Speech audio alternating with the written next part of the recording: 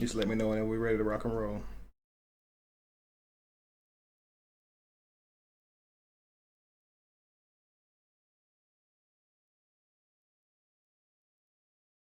Now you're good on both, so we actually are good. It actually shows that it's good now. Okay, can you title it Black Panther Exposed? It's no, no, it's too What did late. you title it? Black Panther. I think like Killmonger versus whatchamacallit. All right, Actually, that's perfectly fine.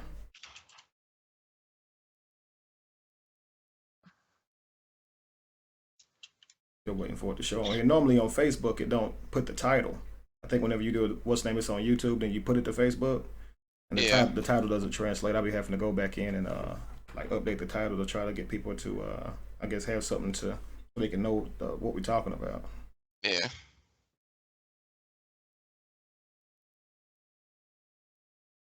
Okay. Okay, looks okay. There we go.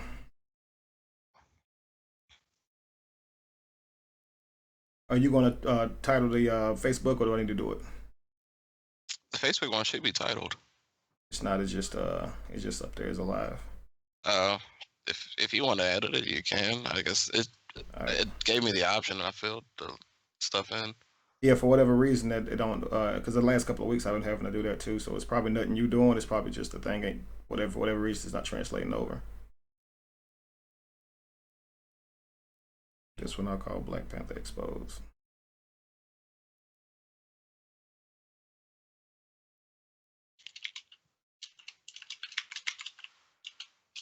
How is the audio for you guys? In the chat, is it low? And hello to everybody as well. We missed you guys as well.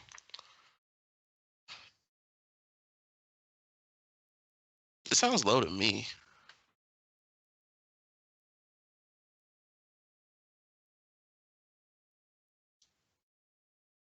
It's good. Oh, cool. Whatever. Sounds good to y'all. That's fine with me. Good. I'm glad everybody's on and commenting and things like that. I can't see any comments yet, but whenever I can, I will try to respond Yes. to you guys. Sorry we are late, guys. It took us forever to get the bugs out. I don't know why, but it seemed like everything was just in the way. Uh, YouTube wouldn't work for about 20 minutes there, and then Josh couldn't actually log in to my computer to actually be able to set the podcast up, so it was just having a rough time. So forgive us, guys. I saw some impatience in the comments, and I completely understand. So we said 8 o'clock. It should have been 8 o'clock. So please forgive us, but hopefully we can give you guys what you came for. I'm getting the chat set up for you. No problem at all.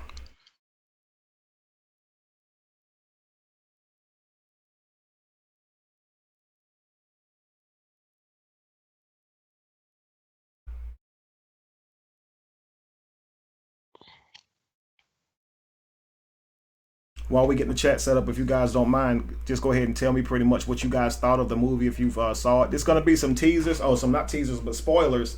Yeah, it's gonna be If you spoilers. haven't already saw it, because we're not me and Josh are not gonna hold back, right? So if you haven't saw it, still watch this. A lot of people say don't watch this right here, but still watch it. You're just gonna be mad.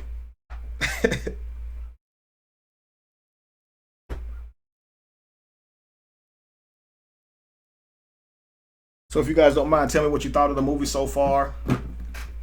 We'll go from there. Somebody says there's no title. There should be one now, at least on YouTube, on Facebook. If YouTube didn't put one, maybe it didn't. Just load up what Josh had typed in. DeMayo, you're right. It has been a minute. I am glad to be back. Thank you, Beverly. Jeannie, welcome in. LaQuinn, welcome in. Let's see here. That thing went up and I lost the. There we go. Oh, I got it. I moved it.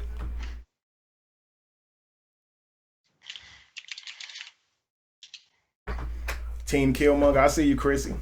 So if you guys don't mind, you can actually tell me. Just type in the name if you don't mind. You can type in Black Panther or T'Challa, Killmonger. Just based on who you, I guess, resonated mostly with their message, whatever. Thank you very much, DeMarco. Thank you very much for the donation. Every dollar counts. For those of you who are interested in donating, the link should be in the description. And Again, thank you in advance for anything that you guys give towards us.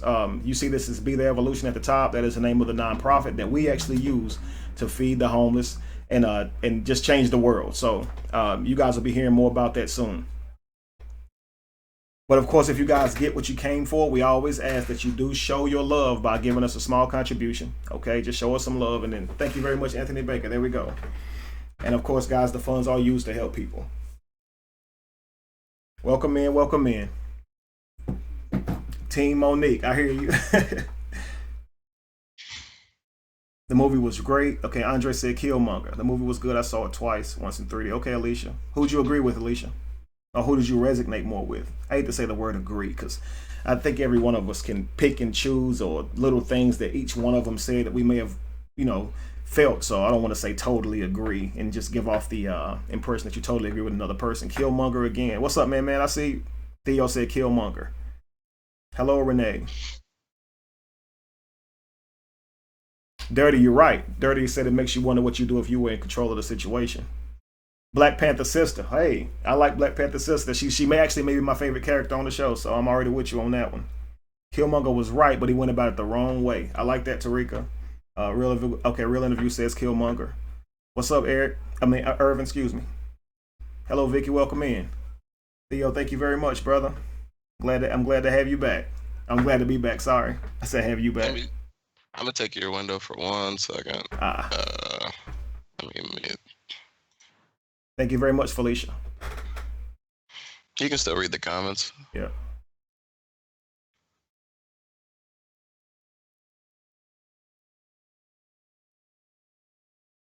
See right there. Irvin said, I ain't see it, but I feel like I did. I feel you, man. It's kind of everywhere. Everybody's talking about it. Killmonger was the real Black Panther. Welcome, Wakandians. I hear you. I love this sister. Me too, absolutely. Thank you very much, Steven and Shantavius Thompson. Thank you very much, guys. Killmonger was right, but he went about it the wrong way. Real Interviews agrees. Felicia said, I agree with both. I think that many of us can at least find a couple of things that each one of them said that we can agree with. That we can say, okay, I'd like that, but I don't like that. What's up, New York? I see you. Audra. My favorite was Killmonger, but he was reckless. Absolutely. Anubis.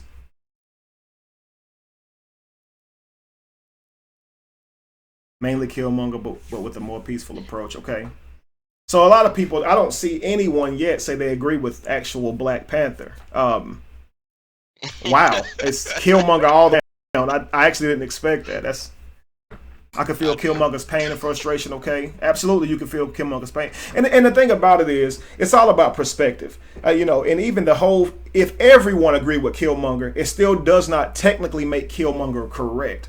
None of us are going to watch this show from the perspective of a Wakandian. Please understand that none of us are living in a situation where we have it all and we are not helping the world for some whatever justification that you come up with, whether it be to not wreak war on the world, kill people and all this kind of stuff, or you just want to keep yourself safe. None of us have that perspective. So I think that most of us would resonate more with Killmonger from the simple fact that we live in the real world and we know what the heck this dude is talking about. And at the same time, if you haven't been in Wakanda, didn't grow up in an area where you've been totally removed from real life and been fed a fairy tale your whole life, you probably would agree more so with T'Challa. Thank you very much, Thomas. Now here we go. Someone says, now Sanina says T'Challa, he was a real king and the best Black Panther. Here we go. That's one T'Challa, 20 Killmonger. Killmonger was right. Let's see here. The actual Black Panther was a coon. I hear you. No name calling. Team Okoye. Okay, I like Okoye.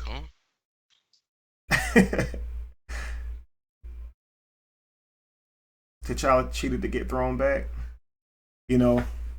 I cannot disagree that it's supposed to be a one-on-one fight, not, people go back and rescue you and give you healing power so you can come back and get a rematch. I didn't know that was the rules.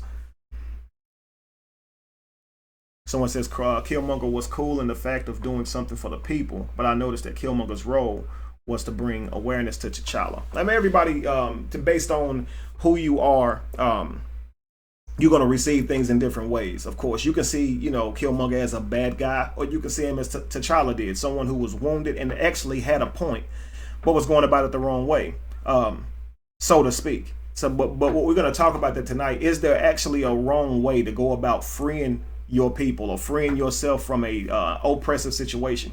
If we all were kidnapped today and taken in prison to be prisoners of another country, what's the right way to go about freeing yourself and your people from those people?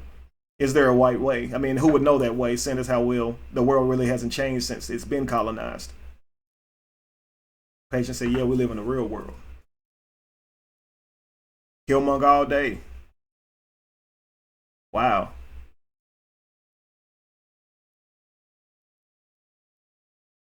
So it says the actual Black Panther was trained to protect Wakanda. We can't blame him for that. That's what he was trained and that's what he was programmed to do.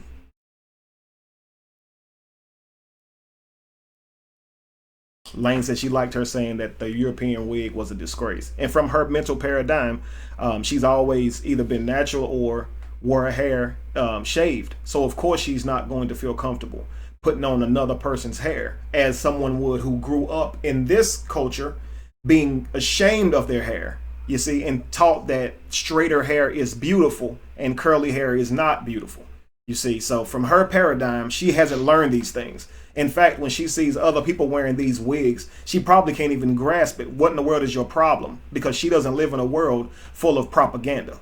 She's protected from that, so to speak. Thank you very much, Alicia. Okay, so King Henry said the movie made Killmonger out to be a black identity extremist. Black people in America is not free. We've just been programmed to believe in this system. You're absolutely right, Real Interviews. Everything should be set up now. Okay, cool. Fantastic. All right, guys, let's get into it. So, again, spoilers, just for people who might be late joining in. There will be spoilers if you haven't seen it yet. It's going to be spoilers, man. We're not holding back at all. At all. So the movie starts off with T'Challa, I guess, as a child, asking his father to tell him a story, right? And when they're asking this, they're looking in the stars. This thing is setting the whole premise for, let's see, thank you very much, Urban. It's setting the whole premise for blackness, right? Or the Black Panther. So when I tell you that black is represented by, of course, melanin, we know what melanin is. It gives your skin pigment, but melanin is a whole lot more than that. It's carbon, right? It's black matter. So when they're looking into the sky and she's saying, tell me a story, he begins to tell them about this story where, of course, his uncle ends up being killed. And they give you the backdrop of this story. Now, starting with that particular scene, or at least the uncle being exposed for what he was doing when he had the spy, that reported back that he was stealing the vibranium or was the cause of the vibranium explosion or whatever. The guy gives clear reason for why he did this. He says there are people all over the world who are suffering and they don't have the help or the means to free themselves or liberate themselves. Why wouldn't we help? Now, from the perspective of the king, in light of hearing that, his only thought was, you have committed treason against the country, betrayed the country. Why is that? Why is it that it seems that whenever you have these people that's in charge and they seem to have all this wisdom and grace about them, they seem to be so stubborn and they only want to see things their way? I'm telling you why I'm doing this, and your only response is I betrayed the country.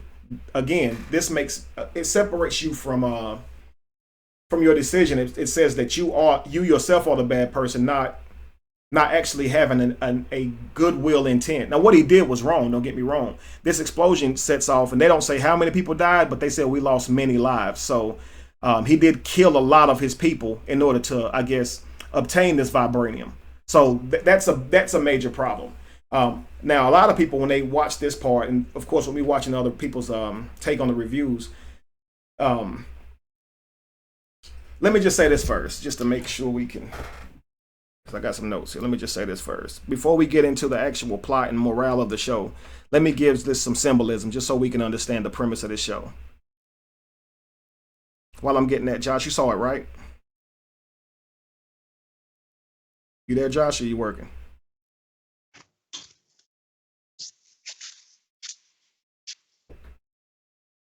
Mix of both. Gotcha, gotcha, gotcha. I'm going to send you an image if you don't mind. So you guys see the Black Panther behind me right now, the on the right side, or at least it's my right. It may be very well your left, but you're going to see Killmonger suit. It has the yellow lining or the energy. Whenever that suit is attacked, the energy stores up in a yellow color, right? I just sent Josh a picture of the Black Panther's uniform so we can show that to you real quick. I want you guys to see this.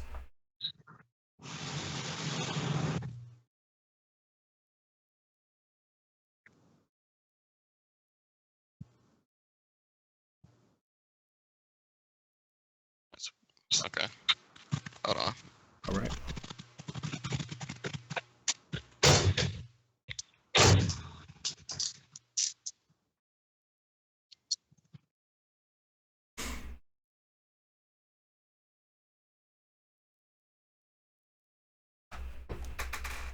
Hello. Is this Wakila? Hello, welcome in. Thank you. Wakila, we got started a little bit late. We was having some technical difficulties. So you actually came on at the earlier part of the show, which is absolutely amazing. So if you don't mind, you can just hang tight with us. All I don't know right. what that noise was. Yeah. So guys, just to give you shed some light on who Wakila is. Wakila is actually a singer that I'm going to be doing some songs with. We actually had planned to do some songs together. A few, probably about what Wakila, probably about 4 or 5, maybe 6 months ago. Actually, Yeah. maybe even a year Yeah. ago. Yeah. Mm-hmm. So it's about time for us to get on that. But either which way, we were talking about Yep. that, and we talked about, of course, Black Panther. She had typed up a really wonderful review on it, and I wanted to have her on to explain it and to say it. She took a lot of words from my mouth, like I told her, but I didn't want to say it, and then she ended up seeing this video and think I took all her stuff. So I figure I'm gonna let her have her shine here. Oh, thank you. You're so sweet. Appreciate it. Now, what you said was absolutely amazing. And I'm gonna have you read it in a second. I'm just gonna give some backdrop to this to the colors and the symbolism inside the movie real quick. You want me to Okay, for sure. transition it over? Let's see. Yeah, because Picture. it'll just be in the front, right? I tell you what, Yeah. I sent you another one with the chakras. Can you put that above it? It can cover up the Black Panther on the T'Challa's Black Panther at the top.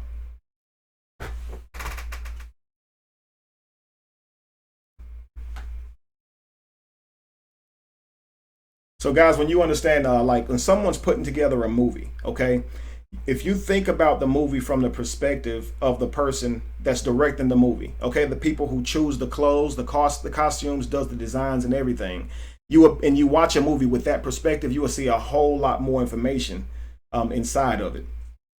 Of course, there's a plot, there's actors and things of that nature. So some people can watch a movie on a shallow level. They notice if the actors are good or not, or convincing or not. They notice the plot, which is, of course, we're going to talk about the plot and the morale of it, but the actual symbolism in the movie, most people don't get because they frankly don't understand symbolism. So when you understand symbolism and watch these movies, you see a whole lot more. I mean, it's like watching two different movies. If you Yes. understand symbolism. So I'm going to show you guys a little bit of that. You agree with Keela? I totally agree 100%. Cool, cool. So my first one here I'm gonna give you is if you I'm gonna just notice. put it on the screen. It's Okay, easier perfect. that way. Okay, cool. You notice it's not on there yet, right? That's just my side. No, it's not on there yet. When you Okay. want me to switch it over, I will. You can. That's perfectly fine. Okay. Let's do it. So guys, I'm gonna start you off with Black Panther's uniform. Now, whenever he comes back to the lab and his sister is showing him the new suit, she has him to attack the suit, and when he hits the suit, it shows purple in the waist where he kicks the suit, and then it redirects this energy back to him when he attacks it again. What you need to understand is that we all know black, the color black absorbs energy. We know this, right? Black absorbs sunlight. This is not something that's foreign. Okay, so black absorbs energy, but also it redirects energy. You see, so you can store black energy or sun's energy in a solar panel, and that solar panel will store that energy to be used in your home. You see what I'm saying? So energy is always being exchanged in terms of, even with vibranium. Vibranium, it comes from vibrations, which is talking about dealing with frequencies. You notice they live in a mountain, so they up high on the mount, right? Black Panther is with purple. If you understand chakras, look at the very top of the head on the chakra. Thank you very much, Ocean Mott. If you look at the chakra photo on the left or the right, I don't know, but you know which one is not the Black Panther photo. But at the top of it, I'm silly. At the top of it, you see that chakra, the top chakra. It's called the crown chakra, and it's bursting, of course, but it's purple. That symbolizes wisdom and royalty. Okay, of course, in religion, they look at it as royalty. Well, this is why you see Jesus with that little sash of purple on, but it really represents the crown chakra. Jesus was supposed to be enlightened. This is why he's, depicted in purple often. But either which way, the crown chakra represents your highest consciousness. Okay, so that's what Black Panther represents here. Now, if you saw Killmonger's yellow lining in his suit, notice that the yellow lining or the yellow chakra represents emotion. And what is Killmonger? He's very emotional. He's smart, he's intelligent, but he operates off his emotions. Killmonger's hurt. It's funny to me because when I look at this, it's depicted in Africa, and it's about one king, losing his father, and then coming back to his kingdom to rule. This is funny because the same thing happened to Simba. He lost his father, okay, and came back to rule, and then he had to fight a man named Scar. All right, what did Killmonger have covering his whole body? Scars. He wanted to come back and take the kingdom because he thought he could run it better or do better things with it. Naturally, if you look at Killmonger's backstory, obviously he's scarred emotionally, not just scars on his chest and body and arms. This man's mother was killed. He doesn't have his father. Spent his whole life, in America, lacking. And then, of course, he went to the CIA and all this not CIA, but, military and all this kind of stuff to train. But nevertheless, when you're looking at these colors, you have to understand the significance of them. His girlfriend, T'Challa's girlfriend, she's always wearing green. I'm sitting here watching this movie, and I'm like, I didn't see one time where she was not wearing green. They put her in about 4 or 5 different uniforms for the different scenes that she was in, and always green. Say what? Oh no! If you're sorry, listening to me, I'm just listening to your breakdown, brother. Oh, okay, my bad. I thought you was gonna say something. That. I was like, ooh, I'm just eating it up. That's all. Go ahead.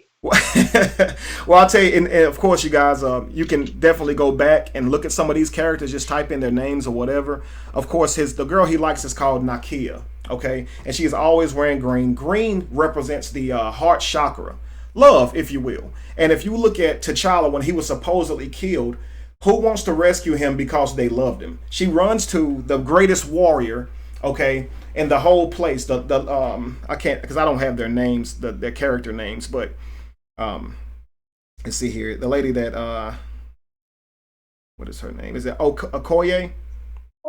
Okoye. Okay, so she goes to her and says, "We got to overthrow this king. You're the greatest warrior. Can you help me?" And she goes, "No, I'm loyal to the throne," right? And she says, "What are you loyal to?" And she says, "I love him." You see what I'm saying? And every time you see her, she's depicted in green. And obviously, she's moved by her emotions. She tells T'Challa before this even goes down that she wants to help people. T'Challa wants her to stay and be his wife or whatever. And she's telling him too many other people need help. And then he tells her, if you weren't so stubborn, you'd make a great queen. Right? And then what did she tell him? I would make a great queen because I am stubborn. You see? Am I missing anything? You guys, if you guys agree, because I don't want to just keep going. Let me see. Let me check some of you guys' comments real quick. What did you guys think about the colors? Did you guys see the chakra, the actual referencing to the chakras? Did you notice the parallels? I'll wait and see what you guys say before I continue on. So we talked about how T'Challa, of course, was in purple. Killmonger was in yellow, of course, and then we've got Nakia in green. Okay, now, if you notice on Black Panther, whenever he had drank from the purple, of course, he's drinking the purple from the purple flower, right, to become enlightened. He gets buried. He gets buried in this red sand. The root chakra is red, guys. The red represents your foundation, right? he's buried in this red sand, and this is when he sort of resurrects or becomes in the what they call in the ancestral plane or the astral plane, so to speak. But let me just read the comment because I don't want to just keep going. I want to see. Somebody said I did not notice the colors. Okay. Okoye was always in red. Here we go. And that represents fire. Understand that. That represents fire. Again, we talk about, the Bible says hell, and we tell you guys how hell actually means grave. Well, your root chakra is symbolic for that, your grave. This is where you are. You rise out of that. So your lowest level of consciousness is in the grave. It's in hell. That's why hell is depicted with fire, because it's red, right?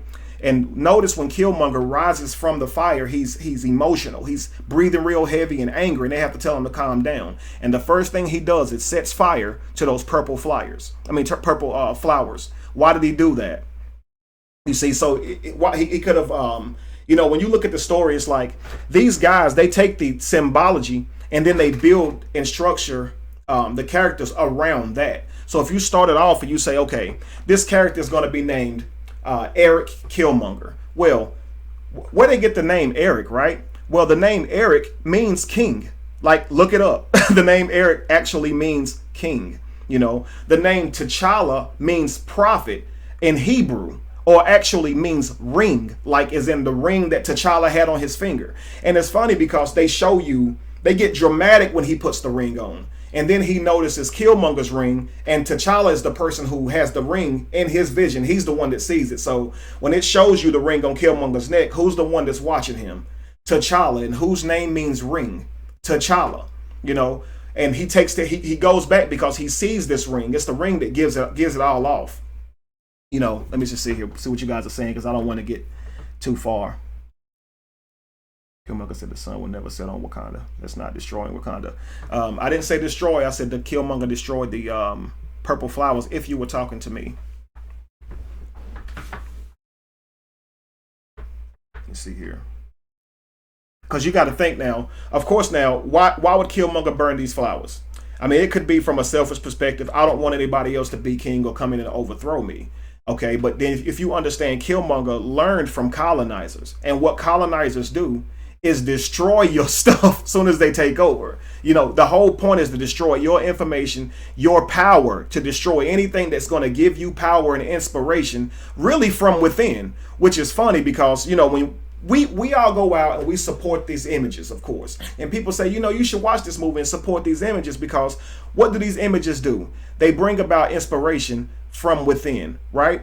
Whenever they were colonized long ago, they shot off the noses of the pharaohs, right? In an attempt to hide the identity of who the pharaohs were. Why would they do that if they don't understand the power of imaging, right? Or the power of inspiration and anything like that. So whenever you look at Killmonger's reactions, we'll see that as selfish, but the same way that T'Challa was trained to ignore the world, okay, Killmonger was trained to destroy it, so to speak, by way of colonization. He tells you, I learned from my enemies. I use their own tricks against them. So I don't know if Killmonger's afraid that another king will come and take over. I mean, I saw someone say that in their interview, in their review, and that's why I'm saying that, because Killmonger actually is a pretty bad dude, and he doesn't seem to have any fear at all. So I don't think the man is afraid of a challenge.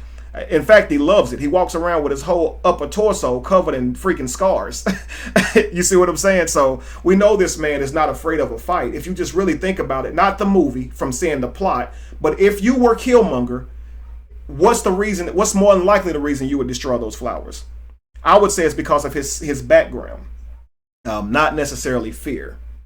Okay, because again, he took on everybody he faced without any fear, so to speak. Someone says, how is he bad? How is he bad? Good question.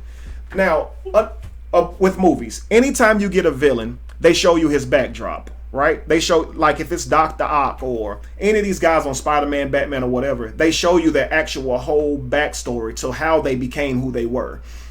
What you got to understand this, with the right words, you could actually convince someone that a physical crime is is deserving of capital punishment. Any physical crime is deserving of capital punishment.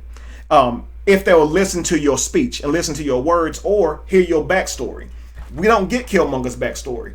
The reason is they don't want you to see how broken Killmonger is. That's obviously, this is my take and my interpretation. All they let you see is Killmonger holding his father dead. Now, whenever these guys both take the flower or the purple drink, both when they drink the cup, thought that'd be a good time to insert that in there. Whenever they drink the cup or whatever, they actually get visions of seeing their fathers, right?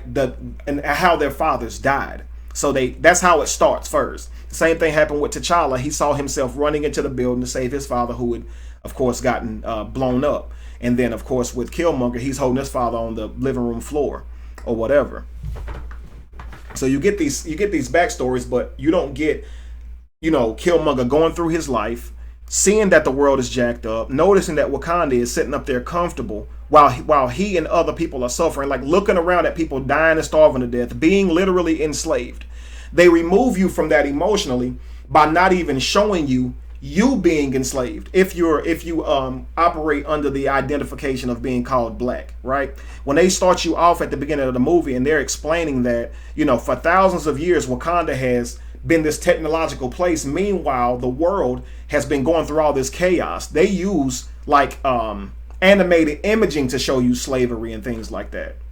So they don't actually show you like real people, really like real black people or whatever actually being put on a ship. They show you images of that. So you disconnected from it. You know what they're talking about, but you don't get to see the actual humans going through this. So they actually remove you all the way from Killmonger's story. Your first actual view, your first impression of Killmonger is committing a crime, right? You see that he's intelligent, but you also see that he's in there to rob a museum. And he's also working with a white guy, right? Now, before I even get into white and black or anything, the one thing that I've noticed about this movie is it has seemed to bring out this separatism that we have. And I've told you guys so many times that there's no such thing as race. Okay, we have to understand that if you believe in race, you're under programming. So when I say he was working with a white guy, I want you to understand what I mean by that. Okay, Shondell said it. Colonizer. He was working with someone who was an outsider of Wakanda. So regardless of what color you are, Wakanda sees you the same way. Like Wakanda wasn't racist. Wakanda was selfish, so to speak. If I don't want to jump ahead and give you so much of, I guess, of my take on the morale of it, but Wakanda wasn't racist. So when you say, well, this white guy here, this white guy there, please understand, let's classify them as outsiders, okay? And then you'll see why I'm saying that a little bit later. So let me see, let's read the comments again, because I definitely don't want to get too far. Okay, King Harris said that's what he was using to get closer to the white guy. Absolutely. Your first impression is that he's an arms dealer or helping or a heister or something like that. And then as the scene continues on, his next scene that he's in with this guy, he ends up killing this guy, showing that he was playing this guy, right? But either way, you get to see him killing people with no thought for life at all. Just shooting people down in cold blood. He shoots his own supposed girlfriend, right? Who he was just kissing a couple of scenes before, which shows that he's this cold-hearted person with no thought at all for women. Now, trust me, Killmonger does not care at all for women in terms of that. But you have to understand, Killmonger is westernized, okay? Killmonger lives in a culture where they do not put women in high regard. Like the world we live in would pay a man more money than a female that had the same background academically just because he has a penis. You understand? So the world we live in does not respect women. And this is the world that Killmonger grew up in. So you can't expect this guy to go to Wakanda calling people queens, right? And bowing down to women such as T'Challa would do. I mean, obviously T'Challa understands the principle of the feminine energy. This is not something that Killmonger understands, and this is why he's so masculine. You see what I'm saying? Like, in terms of his character, all he cares about is destroying. There's no balance to him because he lacks the female energy. Were you going to say something, Josh? I thought I heard somebody about to interrupt, but not interrupt, but say something. My bad. No. All right, cool. So what I'm gonna do is I think I sent you another photo. I'm gonna have you bring that one up. It's going to be the actual descriptions of the chakras, so people can actually see kind of.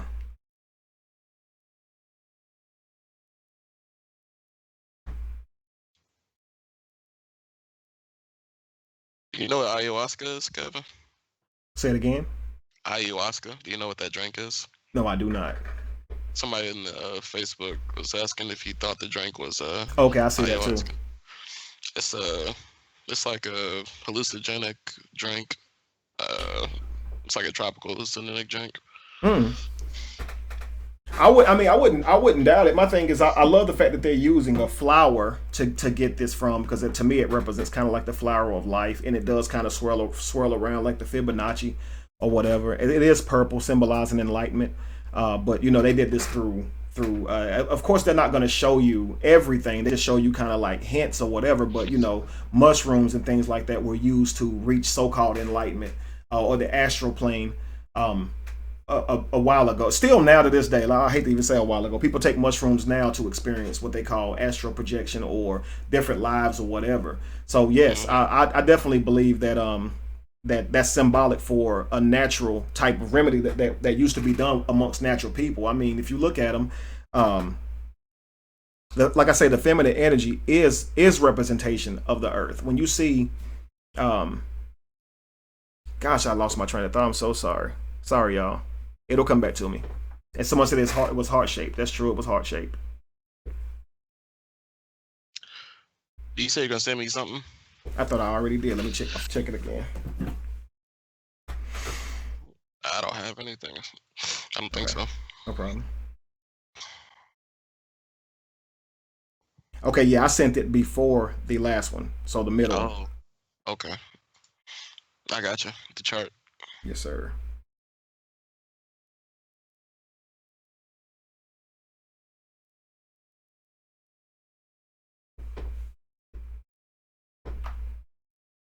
And this is small writing, so if you can, Josh, you can actually cover the screen with this one so people can actually see it. Yeah, that's what I plan to do. Okay, cool. All right, guys, so what I'm going to do is I'm just going to try to look over some of the chakras, and so you can see them right there in front of you, and you will know exactly what I'm talking about. And I'll try to name those same characters that I mentioned and kind of show you what they were wearing and why they had the kind of attitudes and the character that they did have.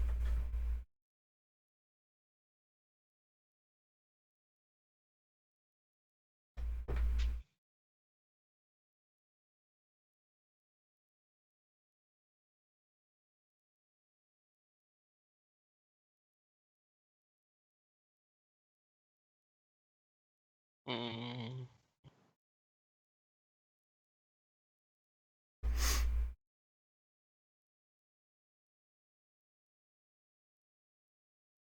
Someone said T'Challa wasn't like Obama. Someone said he was. Well, I mean, my thing is, and that's the thing about it is like, sitting inside this movie, I'm noticing like just because I'm a person who I love to deal with the mind. I love to deal with what makes people tick and why they think the way they think. So I'm watching the movie, but I'm gonna be honest with you guys. I was actually more interested in you guys. I mean, the actual people sitting in the theater, their responses, what they gasped at and what they laughed at. That was what I was really interested in. I love to see what drives us and motivates us, because I like to examine it to try to break down really what problems we suffer from that cause us to get in outrages about really silly stuff. I mean, I've watched people talking about this movie as if it's a real place. Okay, I've watched people talk about this movie and get emotionally attached to this movie and angry because someone didn't like the movie. And it's to me, it's just funny because I'm like, it's a movie, guys. Like, it's literally a movie. Like, Stan Lee wrote this Black Panther years ago. Okay, and now it's being depicted into an action movie. Why does it have to be about separation and anger, who you agree with? And if you don't agree with the person I agree with, I'm mad. Why is your emotions attached to it? I don't. It's just a movie. I wish we'd be better at that. Like that, or you're hating. Yeah, you hating. Yeah, like, come on. It's unreal, man. And so, and like, hang on. Let me show you something too. Because since we're gonna talk about chakras, and you guys are gonna see it, I was just telling Josh. We always say, okay, so when they launched Black Panther, you got in trailers, and you got people always saying, well, we finally getting a black hero, right? This is the general consensus. But we have Blade, and Blade, whether you he wears a cape or not or whatever, he is a superhero. Okay, Blade actually rescues the world from vampires who gonna suck your blood. Like, I really like Blade. If we lived in that world, I would think Blade was the coolest person ever. You feel me? He's a daywalker who was not affected in a harmful way by sunlight. I wonder why they used this character and made right. He's black and he absorbs the sun and it doesn't affect him in a negative way at all. Right? But Blade is also using purple the whole time. Like, if you go back and look at Blade, anytime he throws out light and shines it on these vampires and they explode, the light is purple. So it's like he's using wisdom. Frost on the first Blade. Whenever he becomes full frost, does his whole body not turn to blood? I'm talking about his whole body transforms into blood, and then the blood leaves and turns back into skin, and his eyes are completely red, representing root chakra. You see, so now you have, thank you very much, Jerry Smith. You have crown chakra purple with Blade again, wearing black glasses, black suit, black skin, okay, all representing melanin and black matter, not representing your race of what we think we are as a race. It's just representing the melanin, nothing to do with skin. But obviously Blade is dark skinned, so they use a dark skinned person because it's perfect for the motif. When you watch movies and you read the Bible, you're seeing the same things. You're seeing things that never actually happen in reality, but they're used as motifs to tell a greater story. You can read the Bible and see it on a shallow level, which is believing that it's reality and not seeing the alchemy, the astrology, and even wisdom in the Bible. You know, and the same thing with the movie. You can read a movie and catch the plot, or you can actually see the meaning of the movie. Like, you know, again, symbology and everything that goes into these movies. So it's all about I guess I would say it's your focus. It's all about how deep you're willing to look into it. You know, the more you know, the more you're gonna see. So if you looking at these movies and you don't understand symbolism, again, that's going to be next to impossible for you. You literally have to understand how symbols work and understand the historical symbols and the meaning attached to them. So when you see them in these movies, you will understand kind of where they're going. Most people, all they know how to do is attach Illuminati references to symbols because that's how they learned it. You know, they see a pyramid, oh, Illuminati. They don't even understand, you know, how to, you know. And I get it, but they're coming from what they already know. I was looking this the other day. There are huge channels like focused on Illuminati symbolism, like just like Beyonce and like the entertainment industry and blood sacrifices. Like that's all they focus on. It's Absolutely. Very popular. So popularity equals lucrative on YouTube. So I don't know. Maybe it's just for that, or I don't know. Mm-hmm. It's weird. If you want me to show the chakras, I can, or if you want to continue. Okay.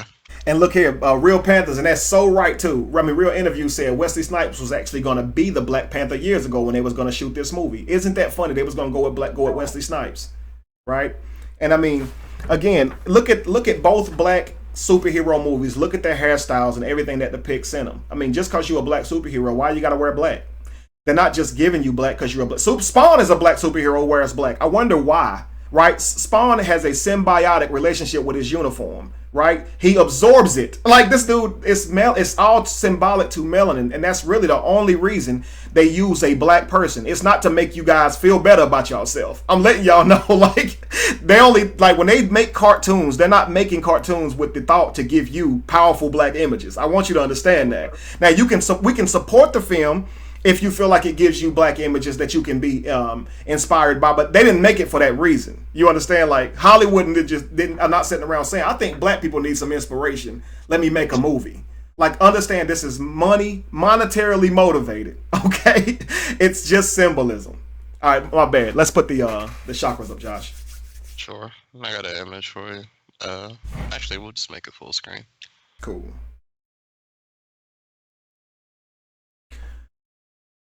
Great. All right, guys. So hopefully you can see this, and it's the chakra, of course, the root chakra. It tells you it's at the base of the spine. Okay, the color of it is red, and it represents survival and safety. Now, think about this. Whenever Black Panther goes under this red dirt, he comes back up healed, does he not? He comes back up from his base. So this right here is when you see this representing survival or safety. Now, let me just say this. When you understand light, there's different forms of light. So you have visible light, you have invisible light, you have UV, right? Ultraviolet light. Please understand, ultraviolet, the key word is violet because it's purple. Violet light is higher frequency than traditional light. Okay, this is why ultraviolet light can pick up things that regular light can't. This is why they're using purple. It's all about light. Okay, light is said to bring truth to the darkness, right? Or whatever. But when you think about this, we're taught from a Western paradigm that the light is good in forms of purity. The light, the bright light. Anytime you see someone supposedly dying or whatever on a movie and they walk into the light, it's a bright light that's so bright you can't look into it, right? And nobody really takes the darkness as a light. They just take it as pure darkness, the actual opposite of light. But on a light spectrum, the violet light is a higher frequency or vibration than any other light. So we have the root chakra, which is again where you have where they were buried, of course, in that red sand. We talked about Suri, I believe was her name. She represents the green, the heart chakra, and look, it means love. Like I said, easily. See, it says easily gives receivers love. So this is her character. Now you have, of course, T'Challa, I mean, who's represented by the violet chakra, which is the crown chakra, and it's represented by understanding, enlightenment. You see there where it is located is in the pineal gland, and it gives you peace and wisdom, right? Daydreaming, feel superior to others. So now let's go back and look at this yellow chakra. It's located in the navel center. It's called the solar plexus chakra. Okay, personal power, strength, courage, willpower. See here. I'm gonna send you another photo, Josh, so we can try to show that a little bit better. I thought that one was better than what it actually is. Show what? I'm gonna see if I have this other image I will send you. You can remove that. Here's another one of another suit that would belong to. And Josh, just whenever you're ready, you can throw that up. I just sent Josh another photo, just looking at different Killmonger suits, and his whole suit is actually yellow on one of the episodes or whatever.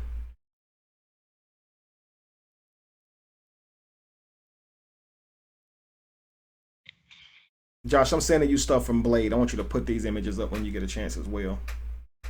Spawn.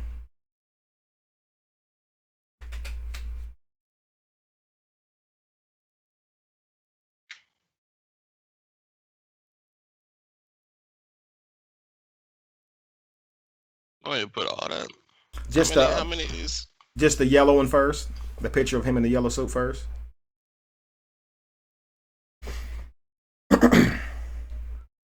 Killmonger was a cheetah.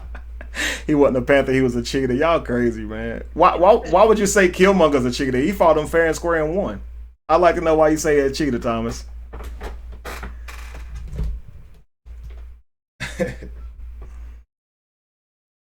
And of course, guys, we're dealing with melanin.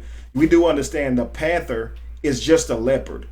In fact, a panther is a black cat, period. It just means melanated cat, black cat. So that's what panther is. It's a leopard, but it's a melanated leopard, right? And you see T'Challa show up to fight or to be crowned king. Didn't know he was going to fight. He had a black leopard tribal-like paint on his back, right? And you see a lot of the people, they have orange dots all over them. The main wise person or whatever, what's his name? The one who Forrest Whitaker plays, he has leopard type print on his head or whatever as well. Do you see that yellow suit, Josh? Yes, I did.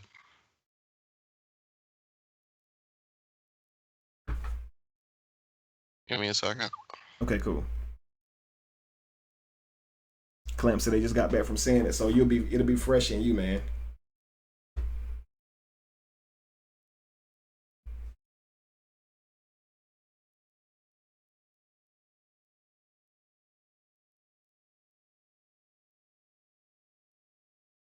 That's cool. You can transition. I won't have it up long. I just want them to be able to see it. So if you guys, you can just simply just go type in, Killmonger suits or whatever, and you will see they all are laced with yellow. So he's been represented by yellow the entire time. I think that the whole Black Panther thing has been out. So, and Black Panther's been having purple. So this is not something that just started with this movie. They've been using this color symbolism. Period.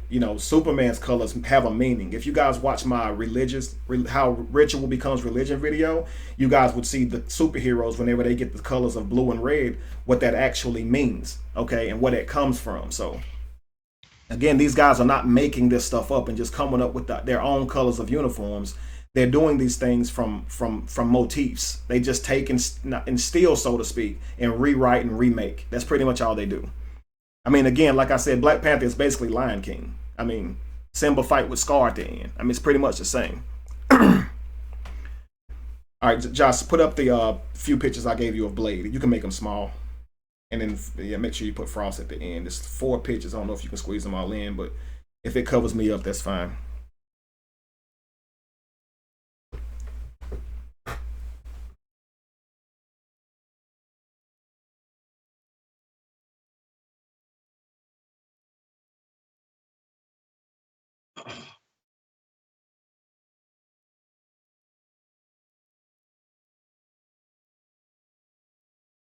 Let's see here.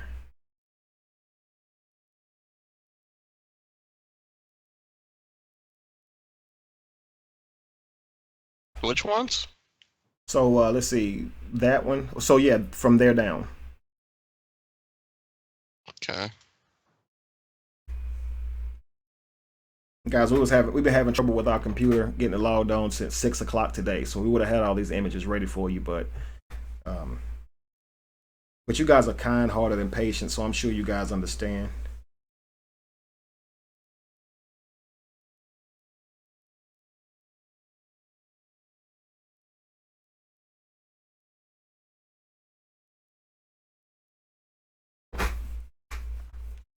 So guys, while he's getting these images, I'm gonna talk a little bit more about Blade. Of course, he's depicted using purple UV radiation light. UV lights to go out and do his fighting with.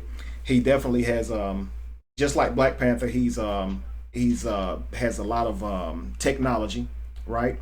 And every single time Blade, before he comes back to being his stronger and beats the character, the main antagonist or whatever, he has to go under red. Just like Black Panther goes under red dirt. Every time before they become Black Panther, they go under red. Blade goes under red blood. Every single time, Blade is doused in blood before he can actually achieve his power. Now, of course, if you watch Blade, I guess it's because he's under there drinking the blood, but he's never really under there long enough to drink that much blood that he's going to be that strong. Because every single show, Blade is almost about to get killed. And then he fall into a bunch of blood and he come out like super duper strong, but not normal strong, stronger than ever. Like Blade comes out like a freaking beast after coming out of this red blood. But again, it's after you come out of the root chakra. That's all it's symbolic of being buried, going to hell and again, hell means grave.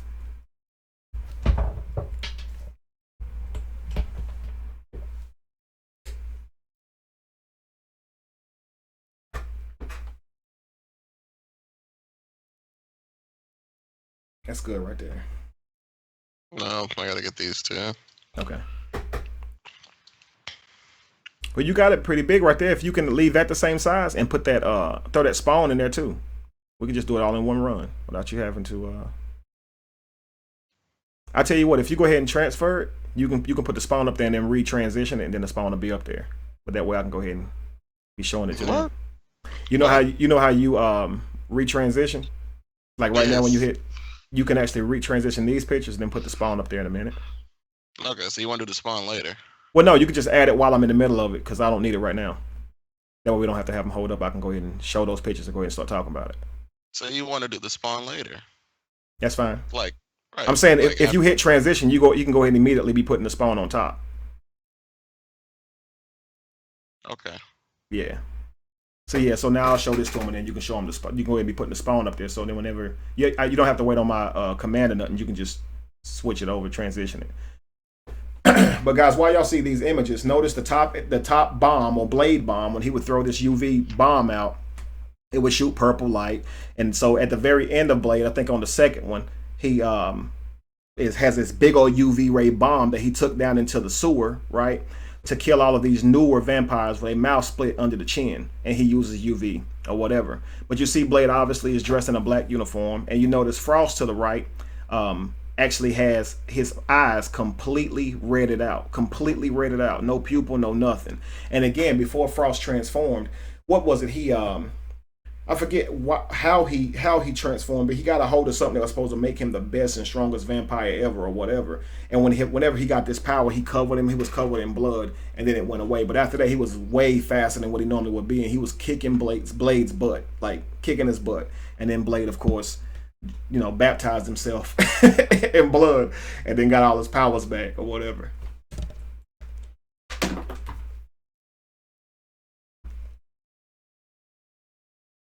That's fine right there, Josh, if you want to transition. I just want to show him the colors. Do we still need the other ones? No, not at all. What I'm saying, you can just transition the picture you have right now. Oh, yeah, I'm just trying to clean up your screen. It's like a lot going on right now. Oh, I wasn't going to have it up long. I don't know why you can't just transition the thing real quick. I ain't going to have it up long. It looks nasty. I mean, I get it, but... Yeah, there's a million things on your screen at once. Yeah, that's the be a thing. All right, cool. There's a whole bunch of random stuff. All right, guys. So you see Spawn in the middle. I just really wanted you guys to see the colors. Obviously, black and red make purple. So there you have it. And Spawn is black and red. He has the purple, and they always do this. And anytime it's at night, they're gonna put purple in it. Batman wears black, of course, and his stuff is a purple. I always use purple in the background and things like that. He uses technology, and he's intelligent and smart, and they use purple. So again, guys, I just wanted you guys to see some of the color symbolism and things that went into Black Panther. Now I'm gonna show you just like one of the images of the shapes, because I could go on forever about this, but I want to get into the morale. I may do another breakdown and just go strictly into only symbology. But for now, yes, that one right there, and I think it's 2 pictures of her. We can use them both. So now I'm gonna show you guys. Tell me this is all. Please tell me this is all of them. This is like no, it's probably Josh. We would have been ready, but unfortunately the computer was acting up. So I may have a couple more photos. Let me look first. Just give me all of them. Give me every photo that you need. All right. I may actually not. You may be pretty much done with the image. No, I do have it.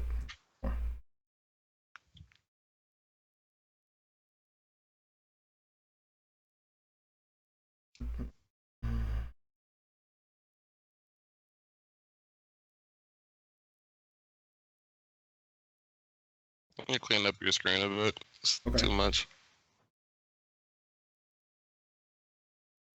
Yeah, you can actually take that off. And I was done with it. My bad. Which one? I said all those pictures that was on the right, they could have came down. I was done with it. Okay.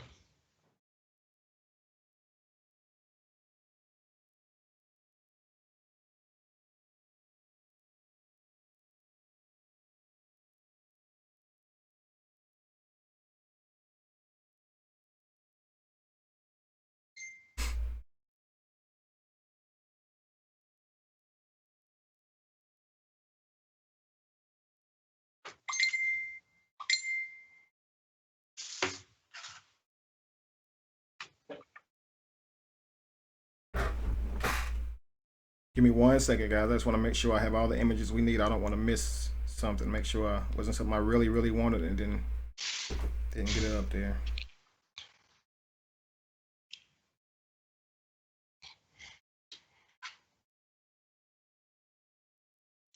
Also, we're approaching an hour. I don't know. You wanted to do calls?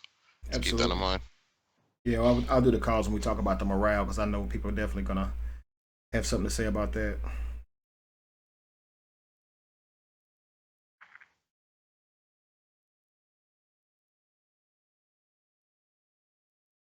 All right, so the very last picture I just sent you, and then the one before that where it shows the ultraviolet rays. And then from there, 2 pictures? Yep, 2 pictures. Okay. Well, you still have the ones of his mother right there that we didn't load up yet. So 4 total. This is a really small. This one. Yeah. Like if I blow it up, it's just gonna be like blurry. Okay, well, guys, all that picture that I was gonna load up for you guys was gonna be an actual depiction of what UV rays look like or on the color spectrum. I mean, not color spectrum, but light spectrum.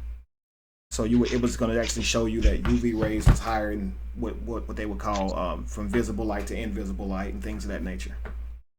But that's information that you can also look up. I like to try to show you if it's possible. That's why I do that. I'm slightly OCD, not like completely sort. All right, give me a second.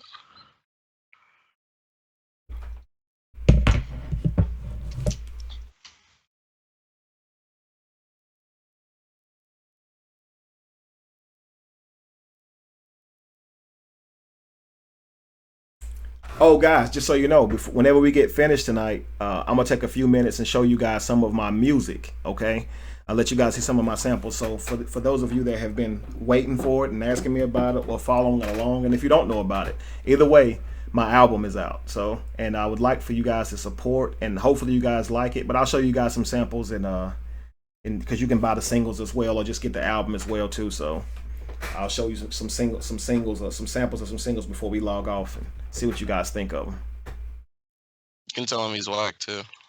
I would not mind. I get enough said all the time, so I just add that to my, list of insults.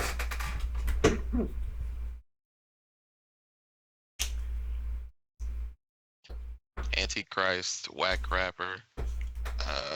What is it? Now, I resent that. I have never been called a whack rapper. Look, I didn't care about the Antichrist. Antichrist, whack rapper. Wait, whoa, ho, ho. You say whack rapper? No, wait a minute. Going too far now. You're going too far now. Take that back. I'm just adding. Add more insults. Yeah. I thought I got the other one. Maybe I didn't. What that dude say? You took my wife. He said you took my wife and my money, and I want my money back. Like, dang. Oh, there it goes. I said we know that the feminine energy has been represented by the moon forever, right? We know that. The moon has an effect on the water, on the waves, all that, and we understand that water represents feminine energy as well. So we're going to talk about just a little bit about T'Challa's mother and how she's seen depicted, and you can transfer it whenever you're ready, Josh. Okay. Boom. Okay, cool. So this is T'Challa's mother. Now, when you see a picture, you just see a regular uniform or whatever, but I want you to see something here. Now, imagine what they call Indian headdressing. So Native Americans, or the people who lived here before, they were colonized. The people who wore the feathers in it, because it's hard to just call people by names anymore, because half of us was told they was called Indians, and those people had never been to India. So let's just say that the human beings that was residing on this land whenever the colonizers first got here, they wore the feathered headdressings. When you see this feathered headdressings burst out, that represents the crown chakra. That's why it's bursting. That's why it's flared out over the head. Look at her headpieces here. It's flared out just like the rays of the sun behind her head, representing deity, really. She is the queen. She is the female energy. Like, she's quiet. She only speaks whenever she got something to say. But this is the mother of T'Challa, the wife of the king who was recently murdered, right? Now, look at her shoulders on the one when she's in this tan uniform. It's literally shaped like the moon. It goes around to her like elbows and then just cuts off and goes straight to the middle of her back, creating a crescent type moon. So you see her now being depicted with the crown chakra on her head, of course, and then the crescent moon behind her head. I was thinking that they would, try to throw some serpent head dressings and things in there to represent that, and I couldn't find it. But what I did find was her earrings appeared to have snakes on them. And when she's in the cream-colored uniform, a cream-colored gown or dress here, like a Medusa, it looks like snakes because the hairs, like the dreadlocks or whatever, are going like all different kind of ways, not in a uniform way. Either a woman is either coming up out of water, shaking her head back, throwing the water, or those are actually snakes, and likely though that could be representative of Medusa. Again, when you see serpents, guys, depending on what perspective you're looking from, you may in fact think the serpent is evil because you believe in an Adam and Eve story or was taught that. But please understand, the serpent meant wisdom. It meant kundalini or coil, because energy coils up like this. You can remove that for a second, Josh. Well, no, keep it for a second, because I'm gonna show this real quick. Before I say this, notice T'Challa here praying with his hands up. It's a Muslim pose and a prayer that he's doing. So I saw like Christians and things like that make videos to this, and they seem to think that God or Yeshua, Jesus, is good for bringing them Black Panther. But I want them to understand that nobody in here is Christian. They don't believe in that from their perspective. They haven't been exposed to that. Now you'd have to think about this. Wakanda is in Africa, right? Why don't Wakandians believe in Jesus? With all that technology they got. You know the funny thing when you said that Christians would be the colonizers. Right, pretty much, yeah, exactly. Christians are the colonizers. That's funny, man. Everything. They even colonize the music too. They take everything. They tried to. Remember you did the video on that bird that was doing that dance, and they said the bird was praying, and she's like, "Damn, y'all take everything." They take everything, absolutely. That bird was doing a mating dance. That bird trying to get boned. He told us praising God. But again, that comes from their perspective, because the mannerisms of that bird, body language wise, seems to simulate what we've been taught worship and prayer was. So why wouldn't a bird be praying, whatever? But that's their paradigm. But I just want people to understand, Black Panther is seen in the posters and things like that for the movie when it was going to be released, praying with his hands and palms facing him the same exact way that Muslims pray. That's Malcolm X beside him, and I think on the other side that's Muhammad Ali praying the exact same way as T'Challa. So I just wanted to put that in for Christians. T'Challa is not a Christian. If he is a religion, he's probably Islamic, just so you guys understand that. I know you hate me for that, but it's just the facts. I have my evidence right here. His prayer here. So there we go. Good. Okay, you can move that, Josh. So I was talking about his mother and the serpents representing Kundalini energy or serpents or wisdom. And again, like this is a coil. So Kundalini doesn't necessarily mean snake. It means coil. That's why when you see the serpent, it's always coiled up. When a serpent's coiled, it produces energy. That's why when you pull this spring, it bounces back. It's actually hurting my thumb doing that. Dang, thing was snapping back like a mug. But okay, I'm better now. So guys, let's go ahead and move on into the morale. And if Wakila, I don't know if you have in front of you what you had typed, but I was going to have you read that if you don't mind, just to get us kicked off. Okay.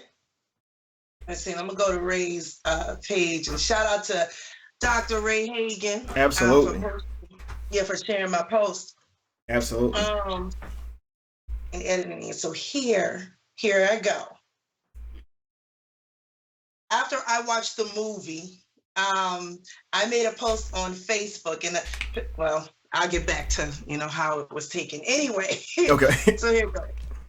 It says, did anyone notice that the only revolutionary Black man in the Black Panther was an African American from Oakland, California, and he was painted to be the villain?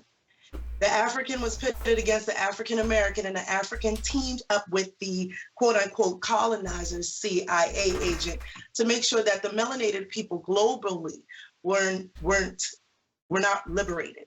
The Wakandans and the CIA agent worked together to kill the revolutionary because they said he was too violent. But he was the only one who wanted to share the resources with his people worldwide. He studied his enemy, learned all he could, and was willing to use it to liberate his people by any means necessary. Killmonger was their bloodline, and they didn't accept him. They constantly referred to him as an outsider, but easily allowed the colonizer into their sacred spaces, revealing all of their secrets to him, gave him their resources and trust, and taught him how to use their technology. Throughout the movie, the colonizer never treated T'Challa like a king. In the end, they killed the one who wanted real change, the only African American in the movie, and that was Killmonger. T'Challa then travels to a European conference and promises to share all of Wakanda's resources and advanced technology with the world for absolutely nothing. With a close-up shot and a nod of approval from the colonizer CIA agent, and thunderous applause from the world's oppressors, the movie ends. And I said, I'm not trying to mess it up. Then nobody will hear that. But anyway. But yeah, and that's pretty much, I was trying to sum it up really quick. I didn't want to get into everything. And even, people thought that was, a spoiler and, things like that. So I caught a little bit of heat behind that post. But then as far as when Dr. Ray, when he shared it, then I was like, okay, I'm not crazy. Because it was like, I had to find my audience and people who understood what I was talking about and were open-minded. Absolutely. And people who wanted to, who aren't so emotionally invested in a movie. You're absolutely right. It's so sad that this movie has become such a, I guess, a thing that you can't even critique it. You can't be critical of this movie or even the characters in it, or people will get upset. Absolutely, I got that. And then what I would hear a lot is, it's just a movie. It's just entertainment. It's just, well, you saw those things, but look, don't pay that stuff any attention. You need to take it and think of the positivity and the unity that was in the movie. I didn't see unity in the movie. No, you saw division. That's what you saw. It's definitely there was no unity. It was all division. They was all at war with each other and everyone else. None at all. And it was there. They may have had Wakandan, unity, but that was it. And in the end, they didn't even have that. Right. Absolutely. So I was kind of I was perplexed, and I was just going through it because people were coming at me. Why don't you just take it as, and this is something good for our kids to see? And see, that was the main thing that bothered me, because I took my boys to see this movie. And at first I'm looking at it, I'm like, oh, the scenery is beautiful. I even teared up a little bit. Don't tell nobody. No, seriously. I was just like, okay, and then I started seeing what was going on. And it was pretty much from the first scene when you see the brother, the king, T'Challa's father, kill his brother. Like it was nothing. Who technically was an unarmed man. Like when I watch this, if you're the Black Panther and you have on a suit that is bulletproof, a person with a gun to you is essentially unarmed. So absolutely. It's funny how when they tell their stories, they tell them from one perspective and they go unchallenged. This is what I don't like about the movie. I mean, people in the world are going to have disagreements no matter what. We're always going to have that. But when you allow things to be said and you don't challenge them, that becomes the problem to me, because it's like that becomes the message. You see what I'm saying? Like whenever the brother said that your father killed his own brother to save my life. I get that's your perspective, but let's really think about it. The man had a gun. The dude went to shoot his brother, and Black Panther moved the gun out of the way. That protected him right there. But then the Black Panther put his claws through that man's chest and killed his own brother, took his life. Now, why didn't he just disarm him? He could have done that. Yes. Right? But he didn't. He killed his own brother and then covered it up.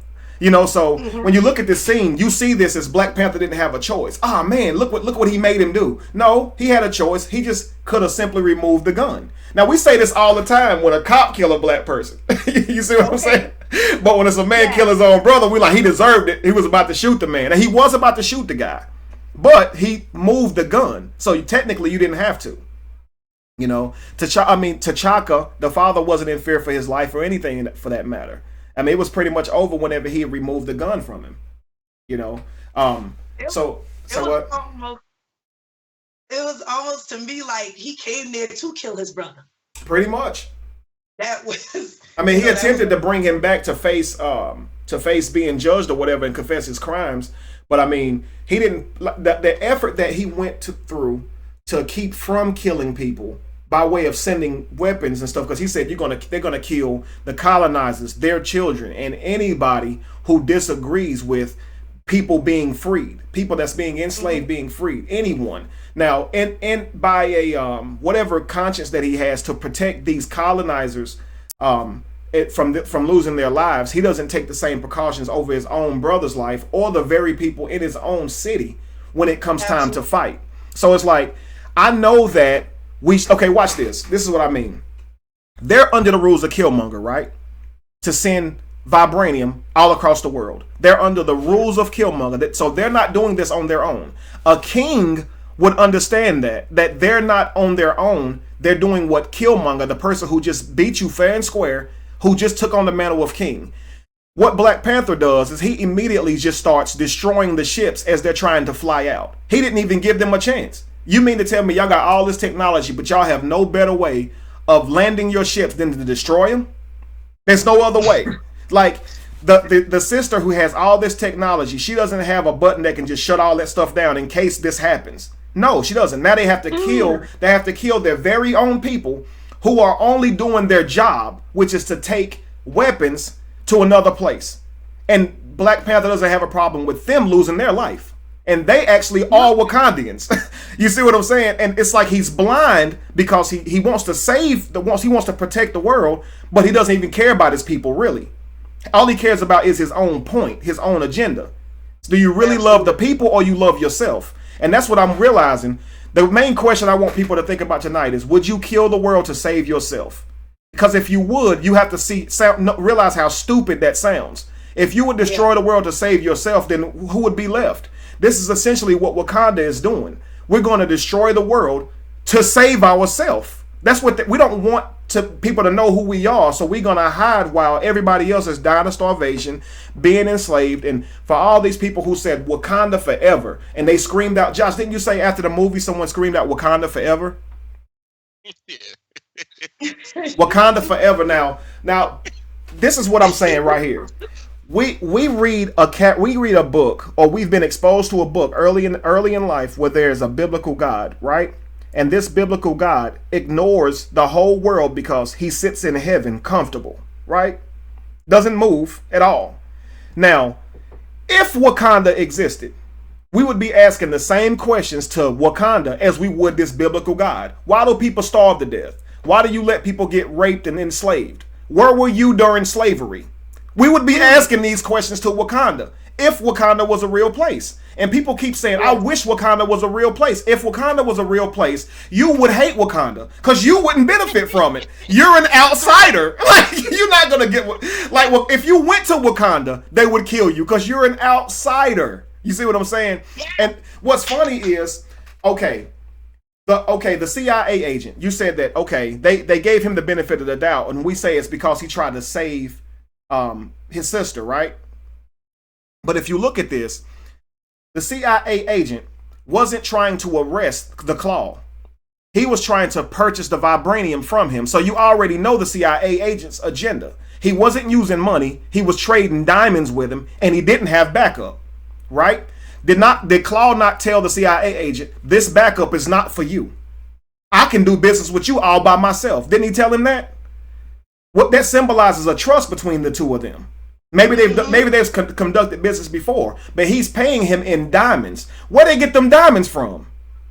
So what I'm saying is, if you really think about this movie, this guy, this CIA agent who in the end gets saw as a good guy, his first scene was doing a worse act than Killmonger.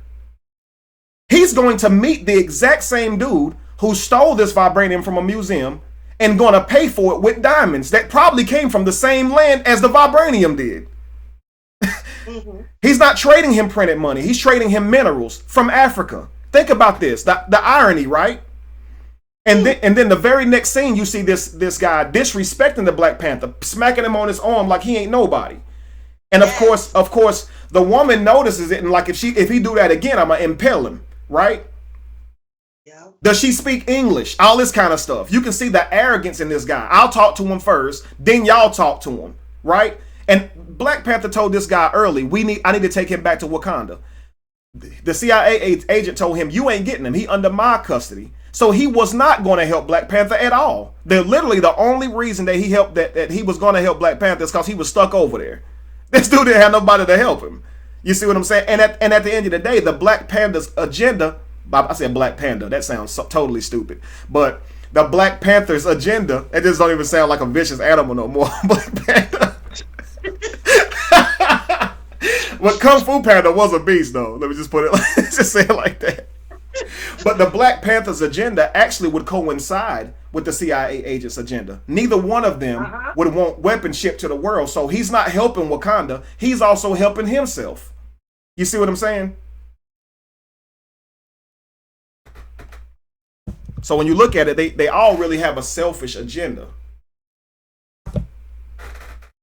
You there? Yes, I totally agree with you. I was tripping. It was very funny to me to see how many people would walk out of this movie and say stuff like "Forever Wakanda," because you would be shot down if you went to Wakanda. Okay, they would kill you. Okay, they don't like you. And as far as what I saw, it was a division, and it was trying to plant more seeds of division between African Americans and people from the continent. And not just African Americans, but Africans throughout the diaspora. Absolutely. All over the world, because that's what the mission was. It was to free the people around the world. And in the end, T'Challa helped to stop Black liberation. And in the end, it was supposed to be painted as the hero. I don't think it went exactly like they thought it would go. But I have been a person who's been raised, my mother has always raised me to look at those signs and those symbols and really look and pay attention to what's going on in front of you. And a lot of people, what they do is they just watch. They watch with their eyes, but they don't think. They're not thinking. They're not thinking about the effect that it's going to have on, it has an effect on their mind. So it definitely is going to have an effect on your children's mind. What they did in Black Panther, to me, was successfully get us to go against ourselves in our best interest. Well, if they can trigger you to an emotional response, they'll be successful. That's the whole key. Like, absolutely. I think they know later on you're going to grasp that this movie wasn't good all the way around like everybody makes it out to be. But when you watch this movie firsthand, you get to see all these colors and these uniforms and all this, the dancing, the culture. And this is what people are saying is powerful imaging, but they fail to see the negative imaging that goes in with that. I mean, when you really think about it, and again, when we talk like this, they're saying you're just looking for negativity, but we're not. It's literally blatant. When this man was shot in his back, his spine, and he wakes back up, he starts asking questions. And she's happy to tell him anything he wants to know about that technology. Like, she actually is happy. She got a smile on her face, right? We're covered in vibranium. She's basically telling him the same story as Claude did, right? It's all around us. Well, you can't heal in a day. How long ago was Korea? Yesterday. No, bullet wounds don't heal in a day. Here it does. Why? And it's not because of magic. It's because of she's giving him everything. Is that a train station out there? Is that some kind of levitating? Yeah, that's all by she doesn't even care to tell this dude, right? And she does recognize who he is, because when she first saw him, she calls him a colonizer. You see, so she calls him what they have been raised to call outsiders, right?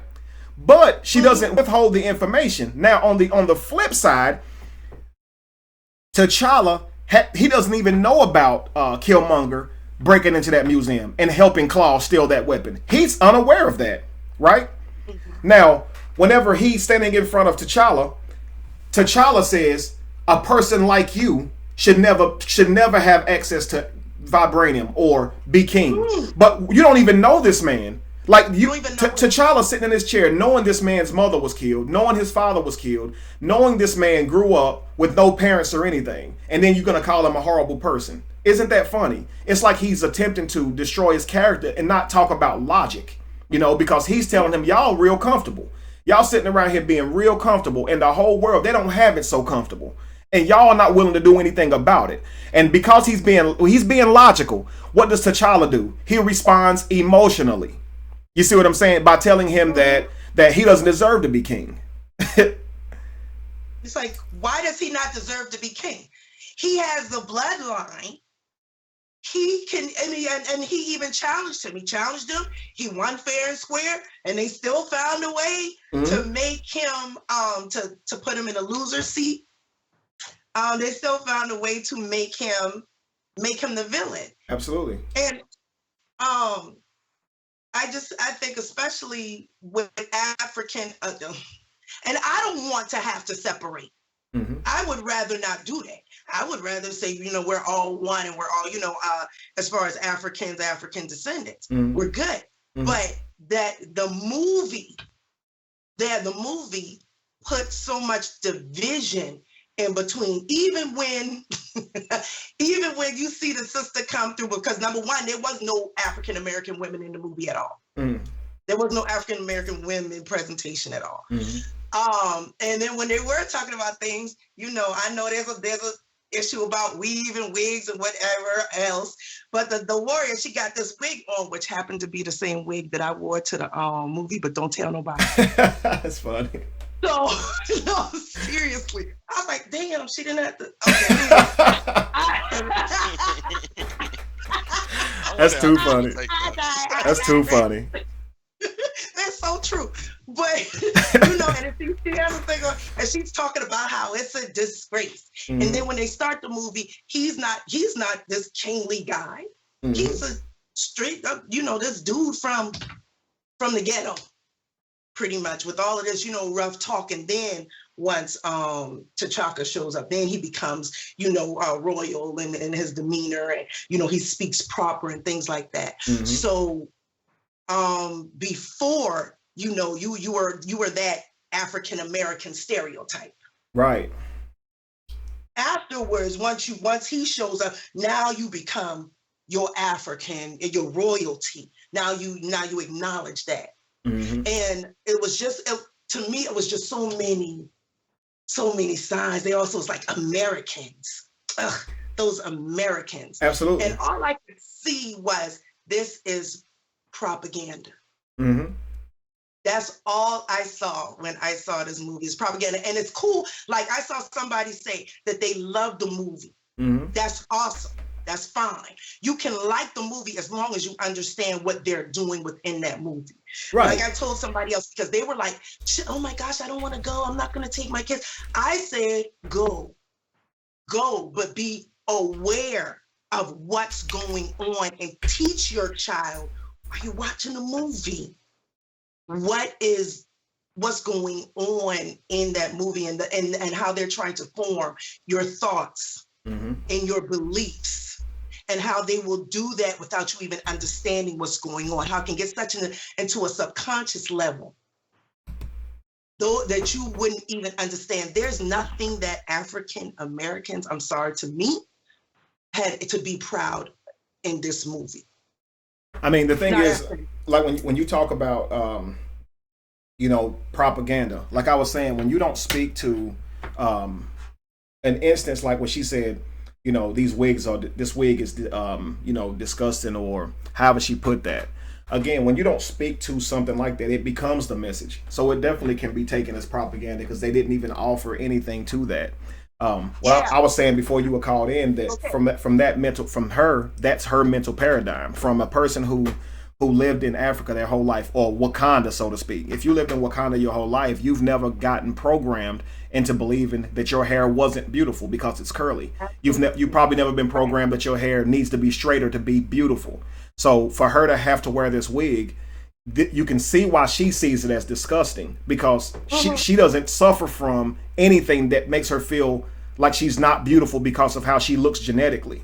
She feels beautiful because of how she looks. It's a whole difference, man. If you take pride in your curly hair, you would probably feel that it's disgusting to wear a straight wig, because in the mental. And okay, here's the problem with building confidence and inspiration, and this is what I was talking about earlier, what we call them positive images. We talked about this on our show a couple of weeks ago. When you tell a dark-skinned woman the blacker the berry, or you tell all women the blacker the berry, the sweeter the juice, what you're implying is that if you're darker, you're better.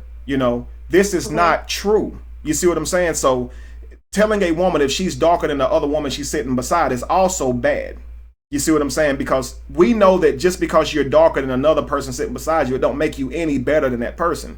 But we say things like that. I like my women like I like my coffee, right? So we use these type of terms. The problem with that is if I tell you that you are beautiful because you're dark skinned, then the light skinned girl beside you is going to feel unattractive because she's not dark like you. Obviously, beauty it boils down to interpretation and opinion. It's not a fact that anybody's beautiful. It's how people see you. Our code for beautiful was given to us, right? We were taught how to see someone as beautiful and how to judge someone. Yeah. In some cultures, a big butt ain't even a thing. You see what I'm saying? That's not even something that people look at, right? In some cultures, a bowl in the lip is what you look at. That's considered as attractive. So just based on how your mental paradigm. So again, to her, wearing a wig is completely disgusting. It doesn't make it disgusting, but her pride in her culture and herself is what makes that to be very distasteful. You see what I'm saying?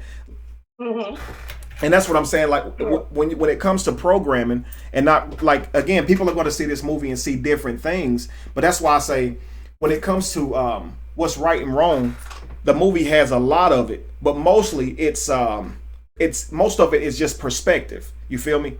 And like, say for instance, when you take the Black Panther and he's going to stop everyone from getting weapons. Okay, at that moment they are having war in Wakanda. Like, he's fighting with a tribe from down the street, the mountain gorilla tribe. They came up to fight, right? His own people are fighting, right? The dude in the beginning from Get Out, he was supposed to be his right hand man, seemed like, and he done turned on him now, right? So your goal is to keep from sending weapons to the world because you don't want war to come back to Wakanda.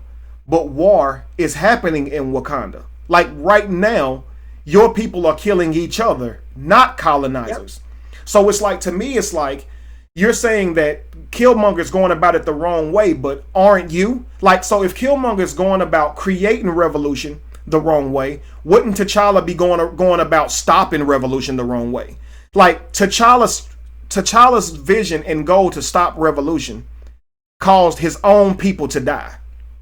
You see what I'm saying? Because I don't want these weapons going over here. I'm going to fight you right here on our ground, and I don't care how many lives we lose, so to speak. You see? And it's funny because now they start to reach for outside help. They go to the mountains and tell this gorilla, we need your help. The gorilla king, we need your help. And he tells them, no king has came here in centuries. So Wakanda didn't just cut the world off. They cut off anybody who didn't agree with them, who didn't shuck and jive for them, right? They said this one tribe didn't like the way Wakanda was using the technology, so they went their own way. But for centuries, nobody has came to them and tried to see about them. Like, so if it's been centuries, the people who live in this mountain tribe, gorilla tribe, none of them had anything to do with the other, with the other tribe leaving Wakanda all those thousands of years ago. But still, no one has tried to lend them a helping hand or anything until they need help because they're afraid they're going to lose their kingdom. It's funny because, Wakanda is supposed to be about pride and being what's right and wrong. But when Black Panther lost the fight fair and square, they were willing to become conniving to try to get this dude his spot back. You see what I'm saying? They didn't care what it took.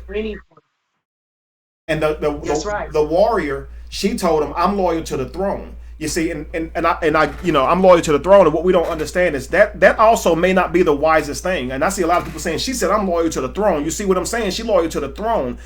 You can't be loyal to a throne no matter who sits on it. And that means that if you have a tyrant on the throne, you'll be a tyrant. You see what I'm saying? The other girl said, "I'm not gonna, stand for my country. I'm gonna save my country or whatever,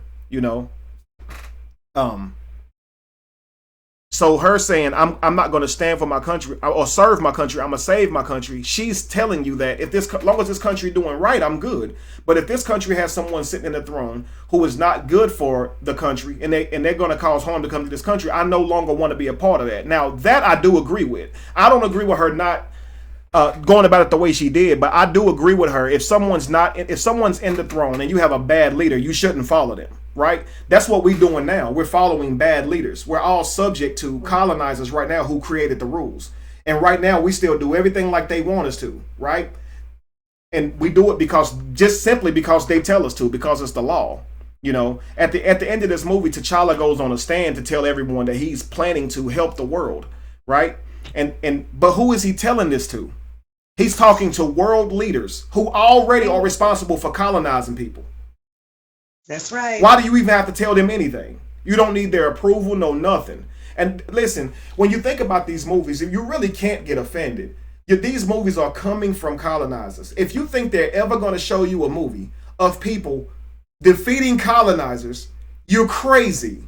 Like, they don't put in movies what they don't want you thinking in real life. I want you guys to understand that, like, they're not going to do that. Like, they're not going to make themselves look bad as colonizers. Like, they're not going to do that. You know, and most people who would fall under the description of the same color of what colonizers were years ago don't even realize how bad it was. When you see Killmonger say to the lady, "How do you think you got these artifacts? You think you went and bought them?" Her face is like we did what? Like, you don't know how you got this stuff, lady? Like, she's shocked at how she got the stuff. Oh, she must have thought they bought that stuff. You see what I'm saying? Like, you can't have all these, artifacts from different tribes and you just happen to have them. You stole them, right? And again, they're able to create laws and say, don't steal from my museum, don't rob my bank, but they robbed to even have the museums in the bank. They stole the people that built the banks. They stole the people that tilled the land. You know, so the people who giving you the laws didn't even abide by their own laws. If they did, the country would have never been stolen. And stealing is a crime of their own law. It's in their law not to steal, but they stole your land. Obviously, they don't care about rules. It's funny because it's like you take like T'Challa and all these guys, they care so much about their rules, right? I have to protect Wakanda. But it's like when Killmonger said, but I thought all life started in Africa. You said those not my people, but if all life started in Africa, T'Challa, where are you drawing your line? And he said, I'm not king over the world. I'm only king over Wakanda. So this tells you this man is short-sighted. Why is his color purple? Like, T'Challa's color should not be purple. This man clearly doesn't have vision. The only thing he pretty much good at is astral projecting. And that's because he's taking some purple stuff with it. You see what I'm drinking lean? Absolutely. Yeah. Straight out drinking, sipping on some scissors. I'm sorry. He's very short-sighted. I mean, here's the thing. It does not take eyes to see. It takes vision. If it took eyes to see, you wouldn't be able to see with your eyes closed, right? You wouldn't be able to dream. So you can see without necessarily seeing and having your eyes open. The problem with T'Challa is, yeah, he got two eyes, but he lacks vision. T'Challa cannot see far. He doesn't see past himself. Honestly, T'Challa does not see past his own agendas. You know, and it doesn't make him a selfish person in terms of being evil and wanting to show off type stuff, because he's humble in that aspect. But now watch this. He was given a choice on what suit he wanted, not what it looked like, but he was only told to choose his suit based on the necklace that was with it. Right? Either it was going to be a small necklace, humble, or a big old Flavor Flav necklace, right? You like Mr. T, right? And he should have, because his name is T'Challa. You know, all that gold on his neck. But okay, so next thing you know, now Killmonger is now rocking this gold necklace under his clothes. Obviously, when it's not the suit, it's just that golden necklace. So Killmonger is the one who looks gaudy on the outside, a show off, if you will. He got that big gold chain on. But Killmonger actually is not selfish in the least. He's rude. He doesn't have respect for women. He hasn't been trained in Wakandan culture, right? Yes. But Killmonger is not selfish. This man willing to put his whole life on the line to free the world. Like this, if anybody, people say, well, Wakanda, or T'Challa, he's depicted sometimes as having the symbology of Jesus because he supposedly died and came back. If anybody on this show is representation of Jesus, it is Killmonger, and he died at the end. I want you guys, if Killmonger comes back in another show, it's he. I promise you, he is the person that's most related to Jesus. Watch this. Jesus, whenever in the Bible, when you read the stories about Jesus, did people like Jesus? I'm talking about the actual people who taught, who's supposed to be upholding the word of God, the Bible. They hated Jesus, right? The Pharisees and all these people, the actual rabbis, they couldn't stand Jesus. They was now. I want people that's watching this to understand. I'm not talking about literally. I'm talking about literarily. Okay, in the Bible, the Pharisees and all these people did not like Jesus. This is why they plotted to kill Jesus. He wasn't saying things that agree with what their so-called Torah. They were telling people that you had to wash your hands before you ate, or it was a sin. Jesus is saying, all you got to do is just pray over your food and you're fine. You don't have to do all of that. They're saying, don't work on Sundays, it's a sin. Jesus is saying, if your ox fall in a hole, in a ditch on a Sunday, are you going to get him out? Of course you are. Some people have to work on Sunday.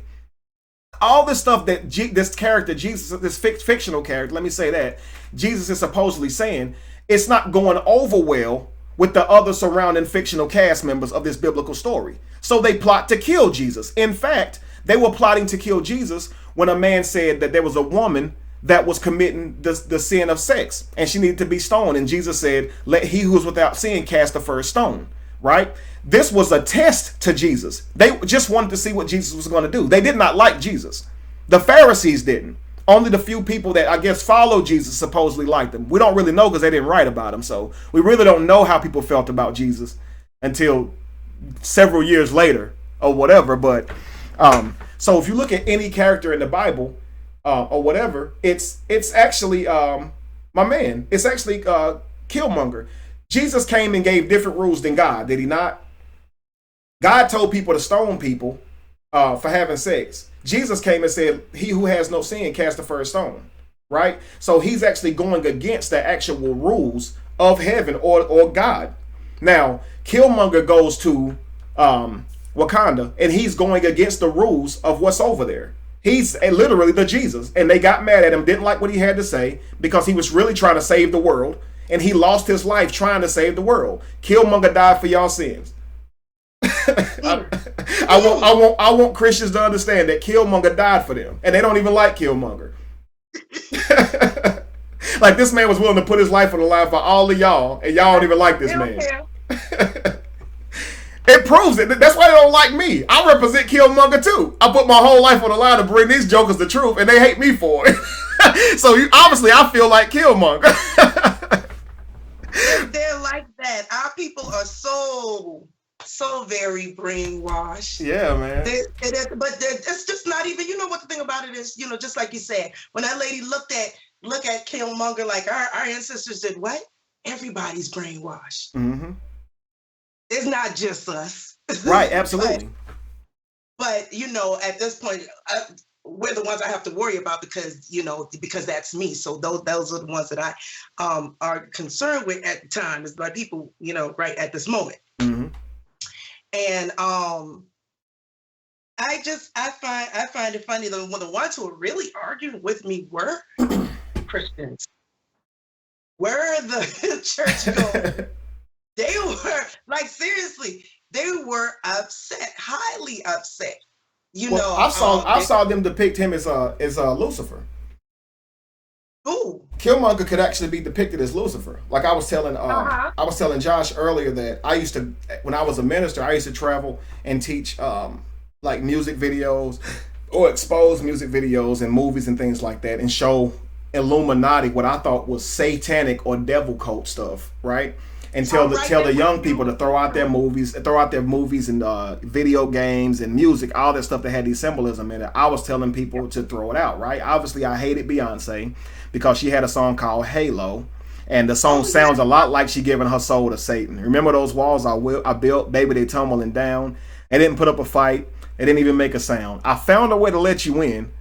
I didn't really have a doubt. Now I'm standing in the light of your halo. We know that Jesus technically if Jesus had existed, he wouldn't have a halo. We understand that halos are symbolic of sun symbolism or sun worship, that light around your head, which is why Jesus always has a light behind his head. That is a halo. They just made it thinner like an eclipsed halo and put it like a, over the head, but a halo is a sun disk. So I would go around teaching people this stuff.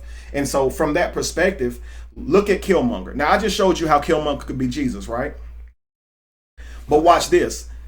Lucifer is called the son of the morning, right?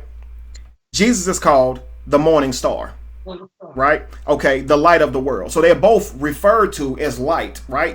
Lucifer is called the light bearer. That's what Lucifer means in Hebrew. Light, the bearer of light. What? So they both represent light. The Black Panthers, they both represent light, right? That's why when they get hit, it lights up, right? Killmonger or Lucifer was responsible for convincing a third of the angels to turn against God for his own agendas. And it worked, and they were cast out, correct? Correct. Now, look at what Killmonger did. He goes into Wakanda, and he uses emotion to make people turn against their own kingdom. The guy who wanted his daddy avenged, Claw, he was easily turned because Black Panther lost him when he didn't bring Claw back or kill him. He was already lost at that moment. You see, all it took was for Killmonger to come in and give a speech, and he was able to turn Wakanda upside down with words. You see what I'm saying? Now, when you think about colonizers, they give you words first, right? They give you literature and scripture, convince you to believe in something. And this is what Killmonger did. He went in and gave them literature. I promise you, T'Challa knew it. Ask me who I am. T'Challa didn't want to ask him. If I let this dude talk, it's over. He gonna compel some of the people, so he wouldn't even ask him because T'Challa already knew who he was. And then when the one dude said, "Who are you?" all of a sudden he started talking about who he was and started expressing what he wanted to do. At that moment, you could see some of the people become compelled. You see what I'm saying? To actually liking Killmonger, because Killmonger had a freaking point, and I don't think anybody can deny that. What you getting is most people saying, "I don't like how he went about it." Yeah, guys. Sorry, Josh. I didn't even see that. We definitely need to do that for other people to call in. Sorry, Wakila. If you guys are going to call in, let us know so Josh can send you the information. Sorry, Wakila. Go ahead. Okay. What I was going to say about that, when people say to me, no, he was just going about it the wrong way. He's not nice. Pretty much, right? is what I hear. Mm-hmm. He's not nice. And how do you think the colonizers took over? Like, they didn't go in there nicely. When it was time to make something happen, that's what they did. And I think that a lot of people get caught up, and they'll be quick and easy to say, by any means necessary. Mm-hmm. But they really do not like the way that looks. No, they don't. They don't know what that looks like. And so all of a sudden it's just like, oh my gosh, Killmonger, he did this, and he killed women, and now they're trying to make it seem as if he is now, just he hates women, especially Black women now. So and here's what's funny, it's like they use emotion to do this though, you see? Yes. And that's how you know that people, they're so emotional. So emotional. These the whole thing about him being too hard and him being so harsh and this, that, and the third. This, when you're talking about war, or you're talking about getting out of bondage, you can't just walk up to your oppressors and ask them. And sometimes it'll be people on your team or whatever, and that's called collateral damage. When people need to get things done, that's how I saw Killmonger.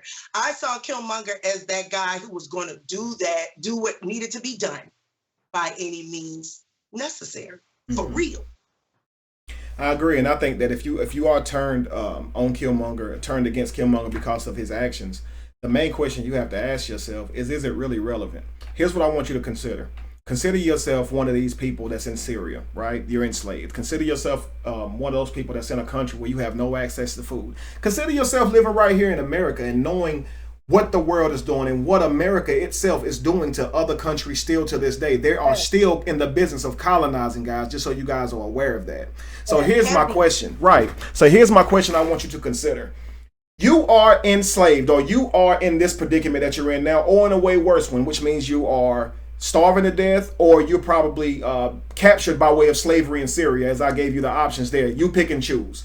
Most of you will probably take your current situation. I don't care what situation you choose. If you're not in Wakanda, you're in a pretty much worse situation. So here's what I want you to imagine. Imagine yourself being in one of the worst situations that a normal person can be in that's not in Wakanda. So you probably cancer, because in Wakanda you get healed. So either you have some terrible sickness, you in poverty really badly, or you enslaved, something like that.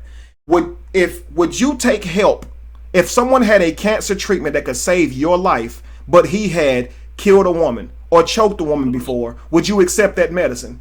If you were enslaved and someone was going to give you the tool to redeem yourself and free yourself, would you would you not take it because they were a bad person? I'm pretty sure every one of you would be like, no, I'm still taking that weapon. So if you guys, if Wakanda was real and this was really happening in Wakanda right now, would you want those ships to be shot down and you not to get those weapons and be able to free yourself from that situation? I don't think you would. I don't think you would say, I'll just be enslaved a little longer because I don't like who's running Wakanda. I don't think anybody would say that. But if you zoomed into the movie, your focus is on that situation as if that's wrong. Don't get me wrong. Like he choked that woman out because she didn't burn those flowers when he first asked her to. That's definitely wrong.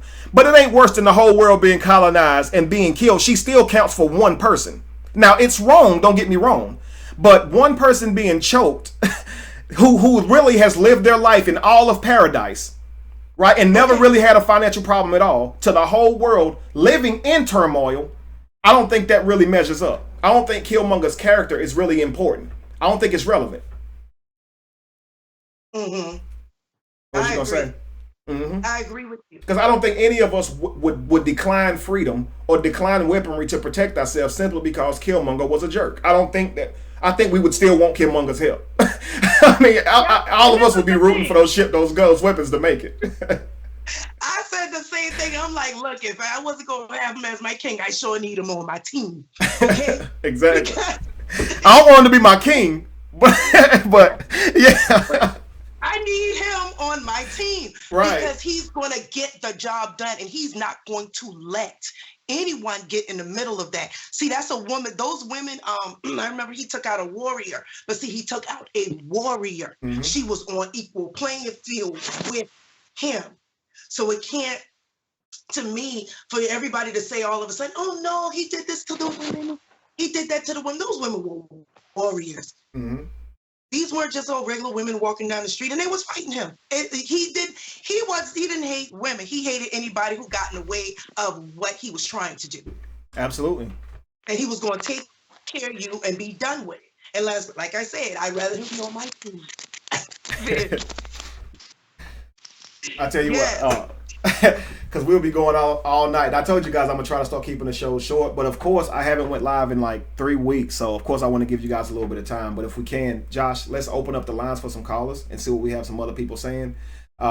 Someone said here, Wakila did speak to that, guys. They said make sure you mention them using the white guy as a savior, or the white savior.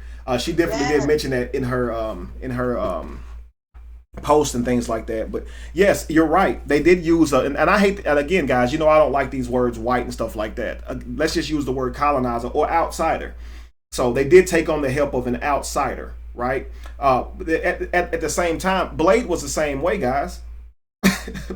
Blade was under the guidance of a white guy. His name was Whistler, and you see what I'm saying? So, and now, is it wrong to be friends with a white guy? No, but you have to understand who's making these movies.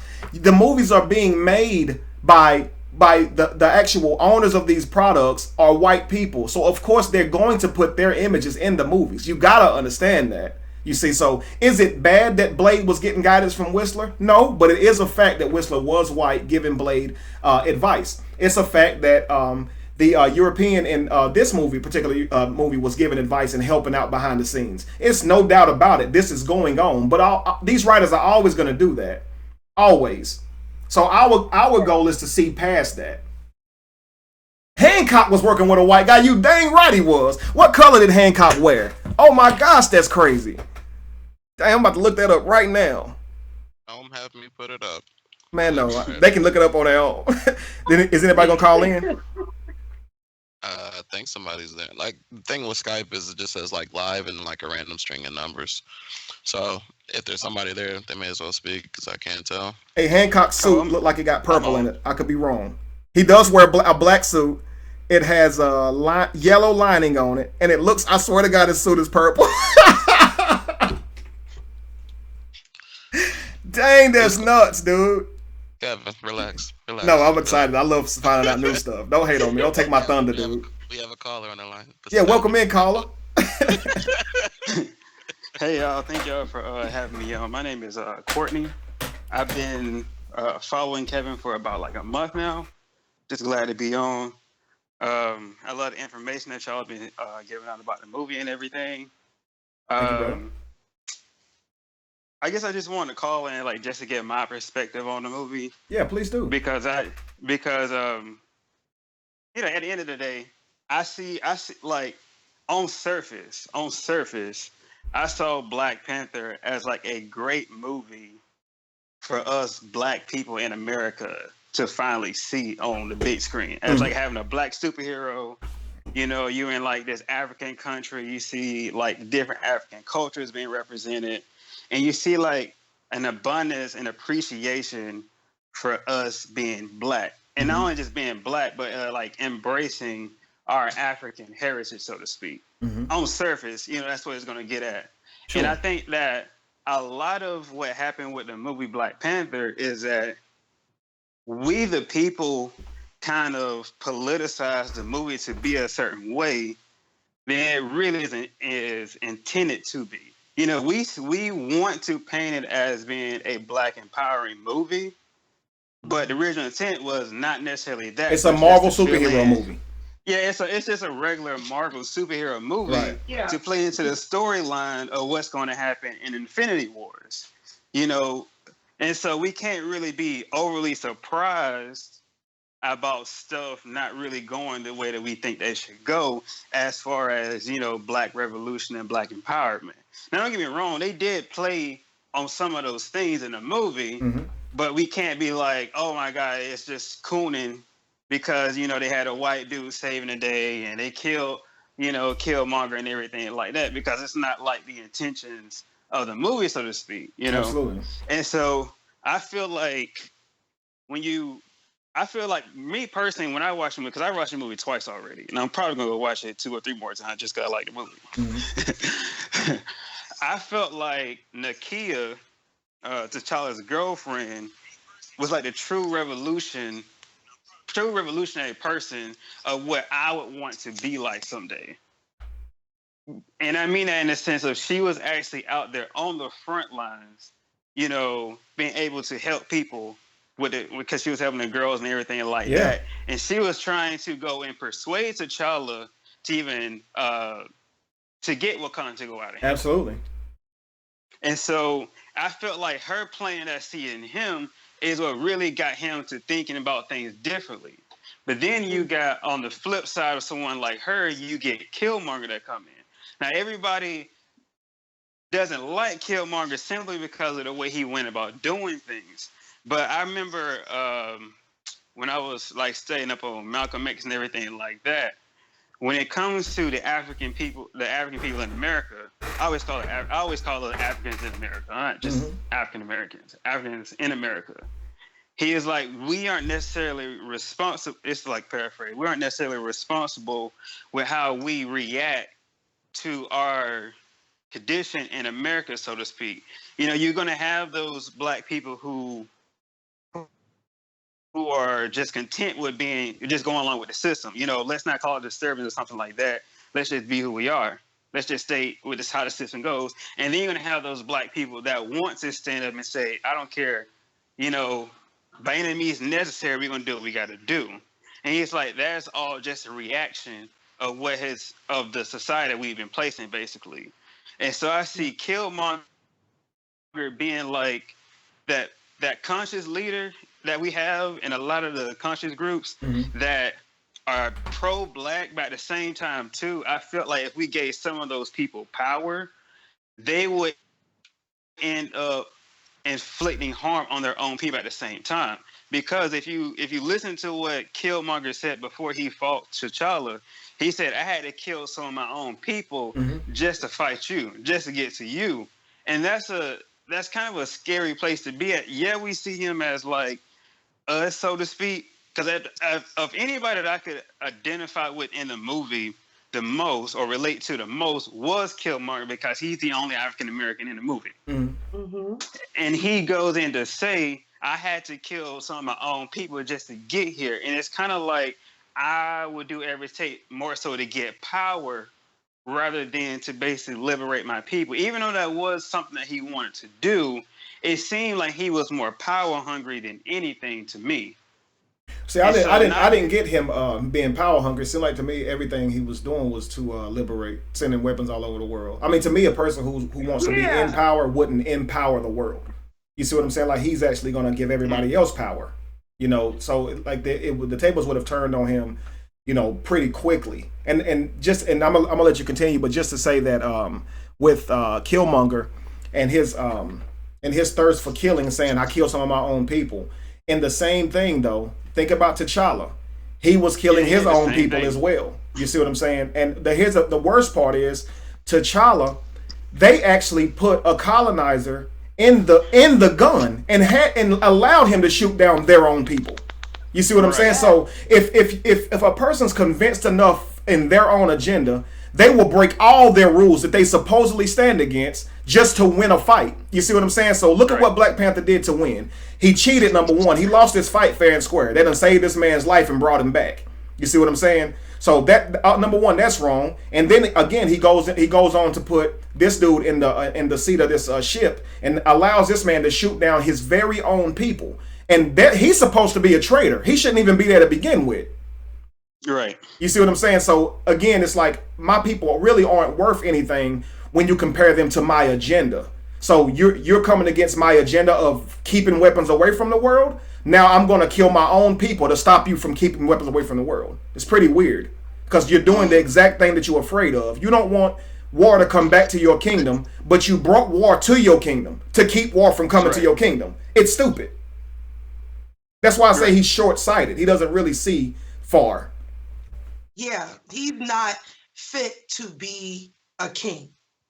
Neither of them are. Like neither one of them. I just wish T'Chaka wasn't either. The ones who didn't help. So nobody has been worthy of the Black Panther throne yet. Pretty much, no.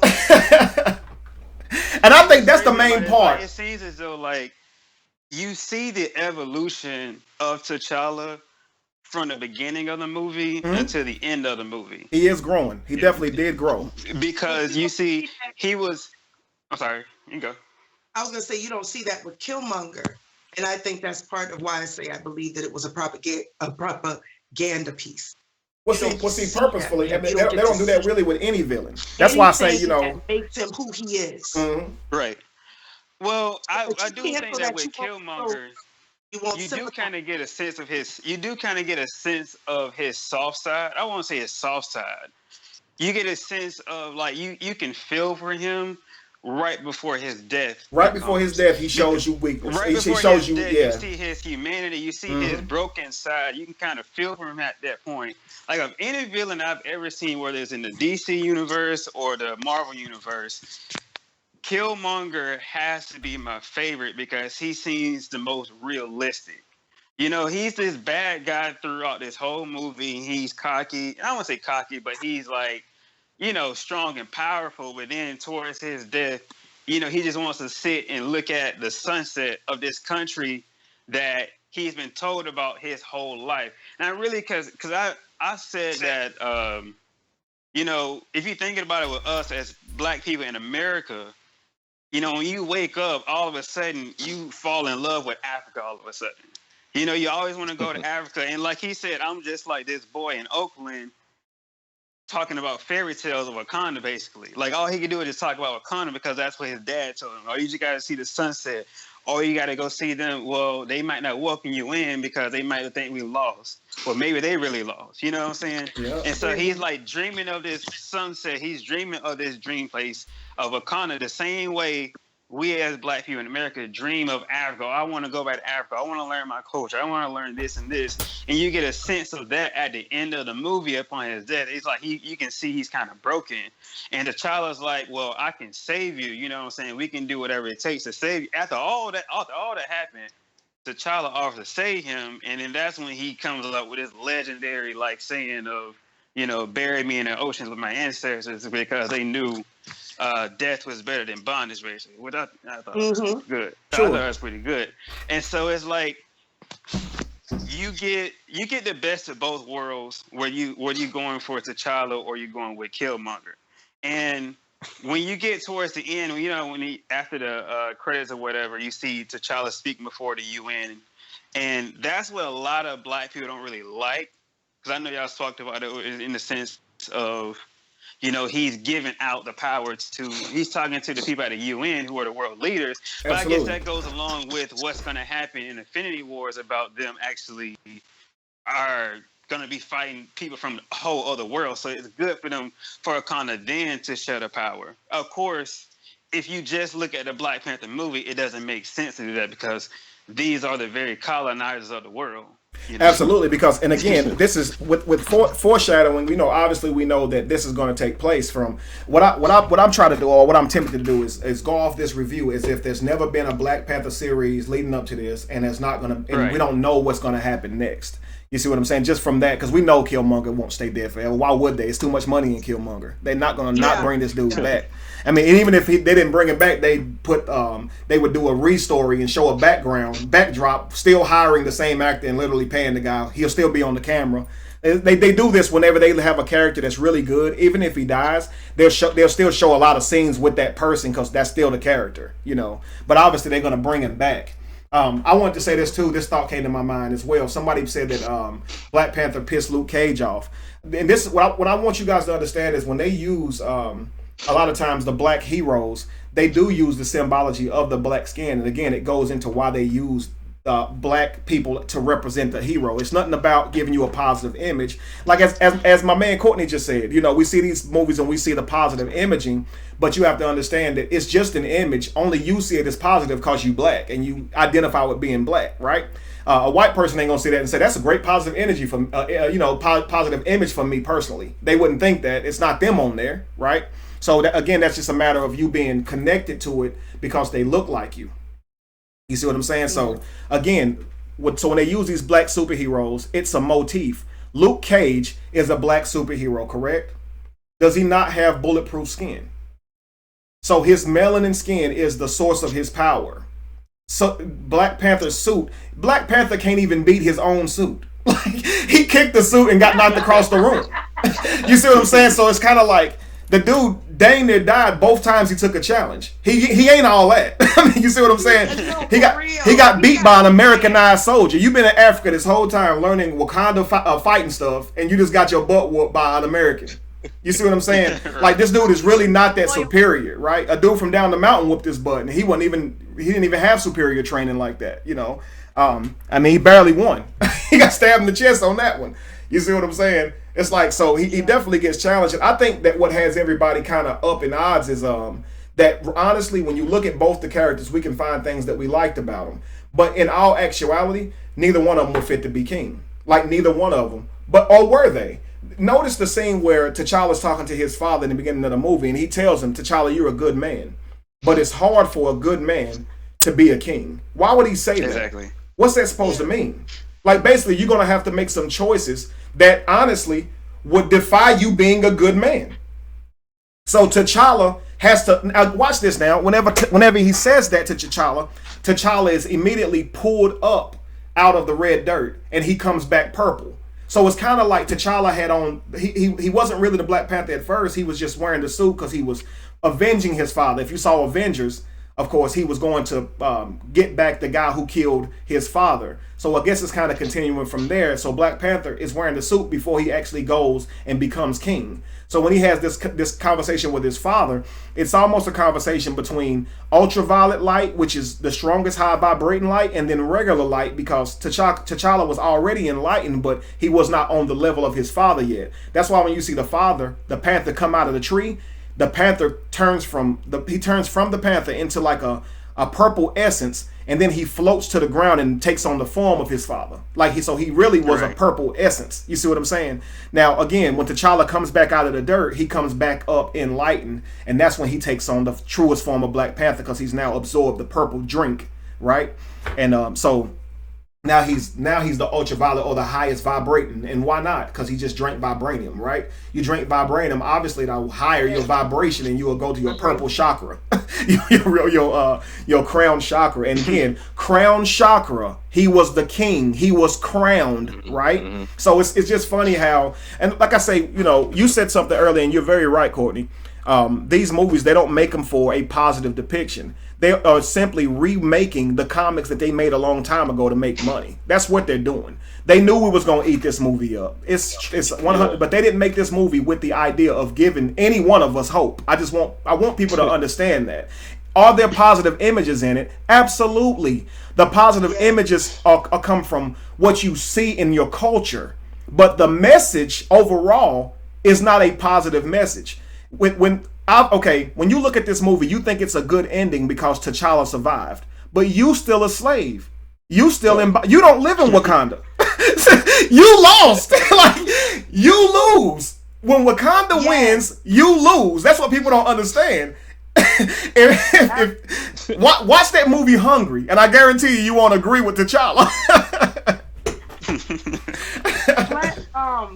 Flat Earth Keys said y'all caught up on the special effects instead of the message of the movie. Indeed. Well, no, obviously we talked about the message of the movie, most definitely. Yes. Can I But chime in also, real quick? he's saying that people Mm-hmm. are, Okay. Hang on 1 second. You said, Josh, what you say now? I think you guys have another caller. Has been waiting. Yeah, it's me, Josh. It's Andre. Andre. Real quick. Let me chime in on what up, Kev. Welcome in, Andre. I agree with Flat Earth Key. Like I watched a few people before I seen the movie. I watched a few people do their critique on it, and I want everybody in the chat. I want y'all to look up this article that was written last August. It was called "The Straight Black Men Are the White People of Black People." And if you read that article, you will see how Killmonger's character was even conjured, right? Where he talk about how black men who can't get a job, has no agency, but yet are the supremacists of just overall black people. Like even though we don't have agency, we have agency. And to me, if you even listen, the whole movie, there is no positive depiction, even in the actual, the actual, not special effects. If you want to just say the storyline, like within like the first 20 minutes, you hear one of the characters say, "If you've taken the refugees, you've taken their problem." You know what I'm saying? Right, that was horrible. Who says that? It sounded like Trump, didn't he? America, yes. And then if you think about it, the whole kingdom was built off of conniving. Listen, like how could you say this is for Wakanda, and Wakanda was hiding for years in all different wars? Right. Like, and this is for Wakanda? Wakanda's not even fighting with you. Mm-hmm. You know what I'm saying? Right. And then, but more importantly, to me, if you look at this whole movie and how it takes place, it's the whole COINTELPRO Black Messiah thing. Like, you will never have a revolutionary win, and you will never have.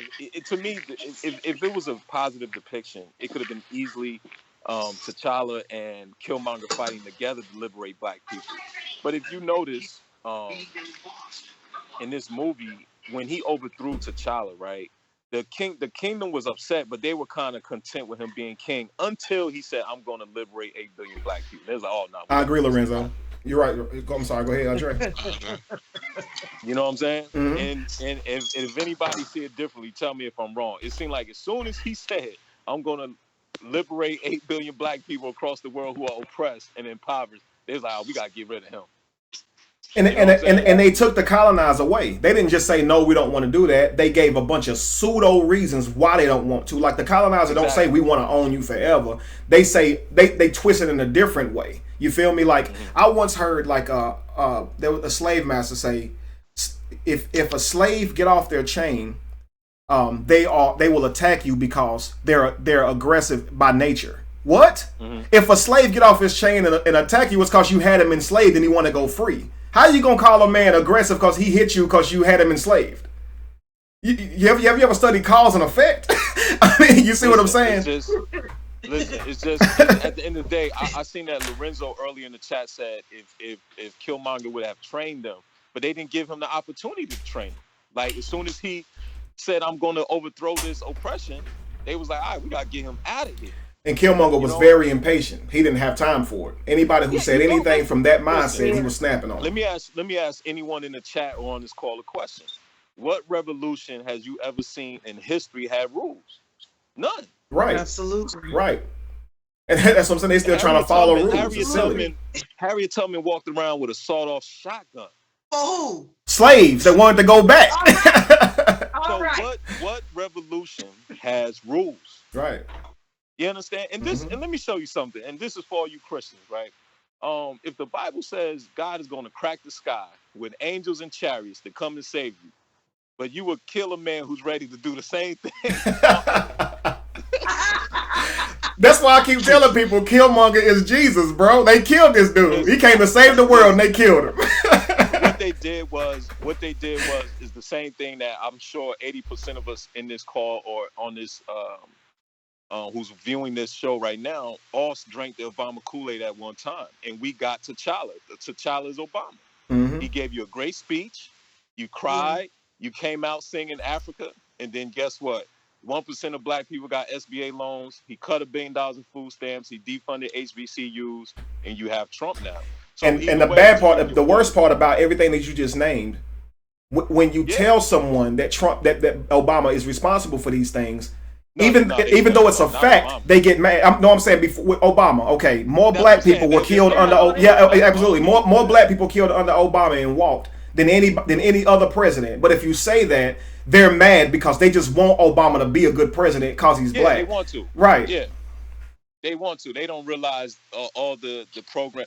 Like, I was talking about this to somebody yesterday. If you look at, like, me and you are on the same plane, Kev, with the feed the homeless or the less fortunate, or as I like to call them, displaced. But even when he ran in 2008, it was the whole Affordable Health Care Act. But if you ask an average person who's on the street or who haven't even worked for 5 years, would you rather have a job that could pay you a livable wage where you can afford health care, or whether you have an institution that provides you health care even when you can't afford it? They would probably take the job.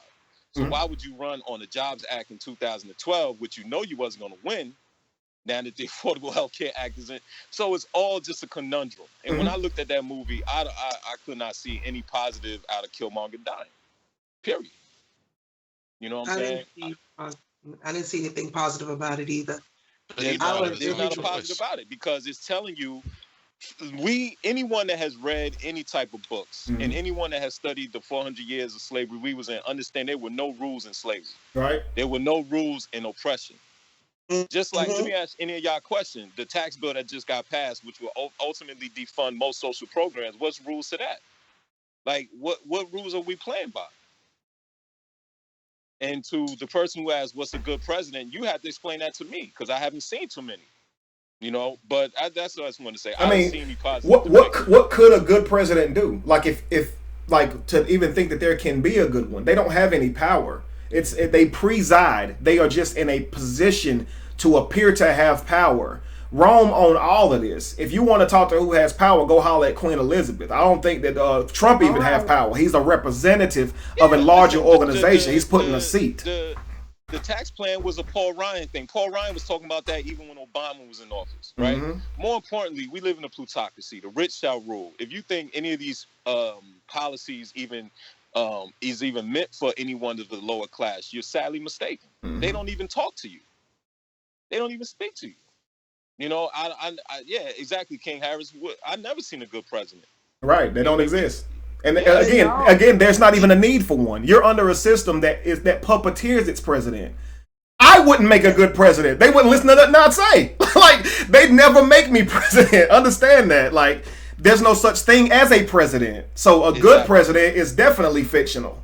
Like, Exactly. Yeah. It's plutocrats. We live in a plutocracy. We live in the rich shall rule. Period. Right. Period.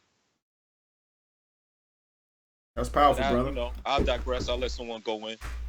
No, that was actually very powerful, man. I appreciate that. Yes. Thanks for calling, Andre. Man, definitely appreciate that. I mean, and again, the brother's right. Now, Lorenzo said that there is a such thing as positive imaging. He spoke about the Cosby Show and things like that, and I agree. There is a such thing as positive imaging. Again, if you see something, a person can take positive energy from really anything, and most of these movies are going to have balance. They're going to have positive and negative. The whole key is when you look at the whole message of this story, it comes from obviously the perspective of a colonizer. They get to stay safe while everybody else is fussing and fighting. And when you look at this, every depiction that you really get to see of a black person's character outside of a few, I mean, especially when it shows American characters, the black characters they use are always doing something negative, filled with violence. Think about it. The children at the end, when they saw this spaceship, the first thing they started talking about was chopping it up and going and getting money for it, right? Yep. Not to say spaceship, but ship. They saw his ship appear, and all of a sudden they talked about breaking it down. You see, now you have Killmonger, who's also black, coming from America, and look at how he disrespects women, don't give a darn about nothing. You see what I'm saying? Mm-hmm. So it's like this movie, they know what they're doing. When you're watching this scene of them actually witnessing this spaceship or this ship, and they start saying, "Oh, look at that! It's a space Bugatti. Oh, we can chop this thing up and take it to the chop shop." They lower the sound just so you can hear those kids talking. Like, they want you to hear that. And this is what I'm saying. I listen at people, and when I listen to them saying that, I look around the room and I see literally everybody laughing. Like, literally. Like, the black people laughing and the white people laughing. The problem is, it's a room full of people. And me, I didn't feel comfortable with that joke. I'm sitting here like, we're in a room full of white people and you're going to make a boosting car joke. Like, why? They on the court playing basketball. What's the need for that line? Except to be negative. There's not a point of that line at all. It's not going to lead into the next movie that some boy had a thought about chopping his car up. You see, but yeah, it's a joke, but it's a demeaning because it assumes that this guy is going to do this because he's black. You see what I'm saying? Now, the funny thing is, if you would have saw him land in a white place and they saw the car and said, they wouldn't have said that. But in actuality, history shows us that they are more likely to take your crap. You see what I'm saying? We look at stealing from a low-level crime level. Like, we can't steal the world. We don't have power. You see what I'm saying? So the most we can do is take a little something, which is somebody's little personal property. But we can't take your whole country from you and give you a book and tell you to believe in it. You see what I'm saying? We don't have that kind of power. But I just find it funny how they always like to shine light on these little negative quirks or whatever that they associate with being black, stealing and stuff. Yeah. Like Killmonger shown stealing it in the beginning, and then they shown stealing, of course. So the actual African depictions were pretty much clean in terms of being filled with crime and like hood stuff, like the ratchetness. But every American character that they showed that was black, they did sprinkle them with a little bit of that stereotype. Absolutely. When they were Black American, they got that stereotype. It was something wrong with them. Mm-hmm. Hey, real quick, I'm still on the line. I wanted to say something to Lorenzo real quick. I admire Lorenzo. I watch most of his videos, and like Kev, me and him are on the same plane. Mm-hmm. But see, even when Lorenzo studies the Flavian Empire very well. So out of that Flavian Empire came a statement called the bread and circus, right? Where they gave people these alleged positive imagery to not let them know that they didn't have resources or they didn't have just everyday, even sewage, during the Roman Empire, the bread and circus, right? And let's talk about the Cosby Show, which was nothing but a decadent veil for what was really going on in Black America within the late 80s, early 90s, the crack epidemic, and certain things that we were struggling through. It's the same thing as now. Like, I understand, I'm all for positive imagery. Even Different World caused a lot of more black students to go to college. I get that.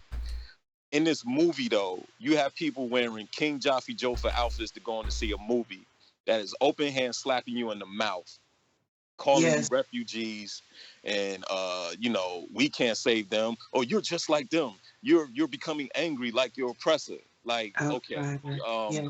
yeah, I don't. You know what I'm saying? Mhm. You talking about we talking about a fictional city that hid from the rest of the world of all of its oppression, that is holding the most precious mineral that has come from a meteor crashing into the ground called vibranium, which could have ended oppression for black people. And these people were kind of like elitists. If you Mhm. think about it, they were kind of elitists, right? um, it's a fictional place, and I'm getting tired of my on Facebook looking at some of my alleged conscious friends talking about some this is for Wakanda, and they wearing the necklace around their neck, and I'm just like, y'all niggas, yeah, come on, B. Man, Like, Yeah. I shared a come guy on. say, if y'all gonna say Jesus is real, dang it, Wakanda real, right? Yeah, And Wakanda's I real. shared it because it's funny, but at the end of the day, like I said, why would any of us want Wakanda to be real, other than we gonna break it in and steal the vibranium too? Like, if Wakanda existed, none of us would be okay with Wakanda. I was telling Josh that yesterday. Like, nobody would be okay with Wakanda. Like, they wouldn't, man. Like, especially if you are on the bottom of this colonizer thing. We are the latter, right? We're not the actual colonizer. We are the colonizee. So obviously, we would like for Wakanda to do something to help us out. But And that's another thing, real quick, y'all. uh Another thing, y'all both, everyone who's watching this show knows if a certain demographic of people that we really can't say on this show, if they would have made a movie about them in a negative, in that type of hidden innuendo, it'd have been just smothered, smashed. How dare you talk about our plight? This movie played off a lot of tropes of black people, especially black Americans. You Yes, understand? it So we did. mhm. have to take that into consideration. And I know the sister that's on the call, she know what I'm talking about. If a certain demographic of people, if that movie was like hidden agenda innuendos and like all these little slick, monologues and dialogues, it would have been a Hmm. whole different thing. It would have been a whole different thing. Now You watch know what I'm this. saying? Watch this. I'm gonna say this real quick. Now, we have T'Challas in this world. I don't know if Yes, people we do. realize that, but and a lot Oh of you yeah. on this call or on this listening, okay, may have a bit of T'Challa in you. Now, I'm gonna give you some reasons to know that you might have some T'Challa in you. Okay, if you rich, okay, and it got $1 million in the bank and people die and starve to death, you might have a little T'Challa in you, right? Because you're comfortable and you getting your money, right? You take care of the people that you love, but the rest of the world don't get jack. You see people who need help as cousins trying to show up just to take something from you. That's how you see the world, as everybody is an outsider. Soon as you get some money, here comes somebody asking for it. You sound like T'Challa. You have money. Yes, they're going to ask you for it. You have something that people need. Anytime you get anything that people need, they would like for you to help them. Now, we do have Killmongers in the world as well. So when you look at, T'Challa, and you see this guy who is comfortable and doesn't want to help people, like I say, look around the world. If you look at the and I need to look it up again because of course it's now the second week, but this movie broke numbers in terms of the finances that it accrued, Mm-hmm. right? Okay. How many times have we told our own people, if we can use that word, right, about how we can take responsibility to fix our own situation, right, and stop depending on other government organizations for help when we can put our own funds together and change our own situation, right? Now, we all watch this movie, right? But here's what I'm saying, because let me just say this before I even make my point. I don't mind us going and seeing the movie. I don't mind us paying for a ticket to see the movie. It's your freaking money. So let me just say that. But my whole thing is this. Why is it that we can get up in such an abundance to run to a movie because it gives you black images, but we can't take our money and build real black reality, right? So I would rather pay my money for an image that's going to really make someone else rich before I take my money to really make Wakanda exist. Now, I don't mean you can't make vibranium and all that stuff show up, but you can create a better world for yourself and everyone else who's suffering from this if we stick together. And you wouldn't need the help of a certain Wakanda. Facts. I'll tell you what it is, man. It's instant gratification. Now, we talk about this when it comes Yes, to it buying a is. pair of Jordans off the shelves, right? Instant gratification. But we don't understand how emotion leads you, right? Now, we talked about how energy likes to be released. Your emotion is right there begging to be released. Somebody channels your emotion and you make a a decision based on your emotion. This movie felt good, so it was okay for us to go spend our money to see this movie, but black people still suffering. Like, the plot of this movie is how we suffering. Oh, yeah. Right, so all of these people, like every person in the world who can spare $1, you probably would be welcomed in Wakanda. Because you got, so it's funny because when you live in Wakanda, you don't see that you suffer from a really bad problem. You're selfish and you rather save yourself and watch the world die. If you're a millionaire and there's people that's starving in the world and you have $1 million in the bank, you do have a problem.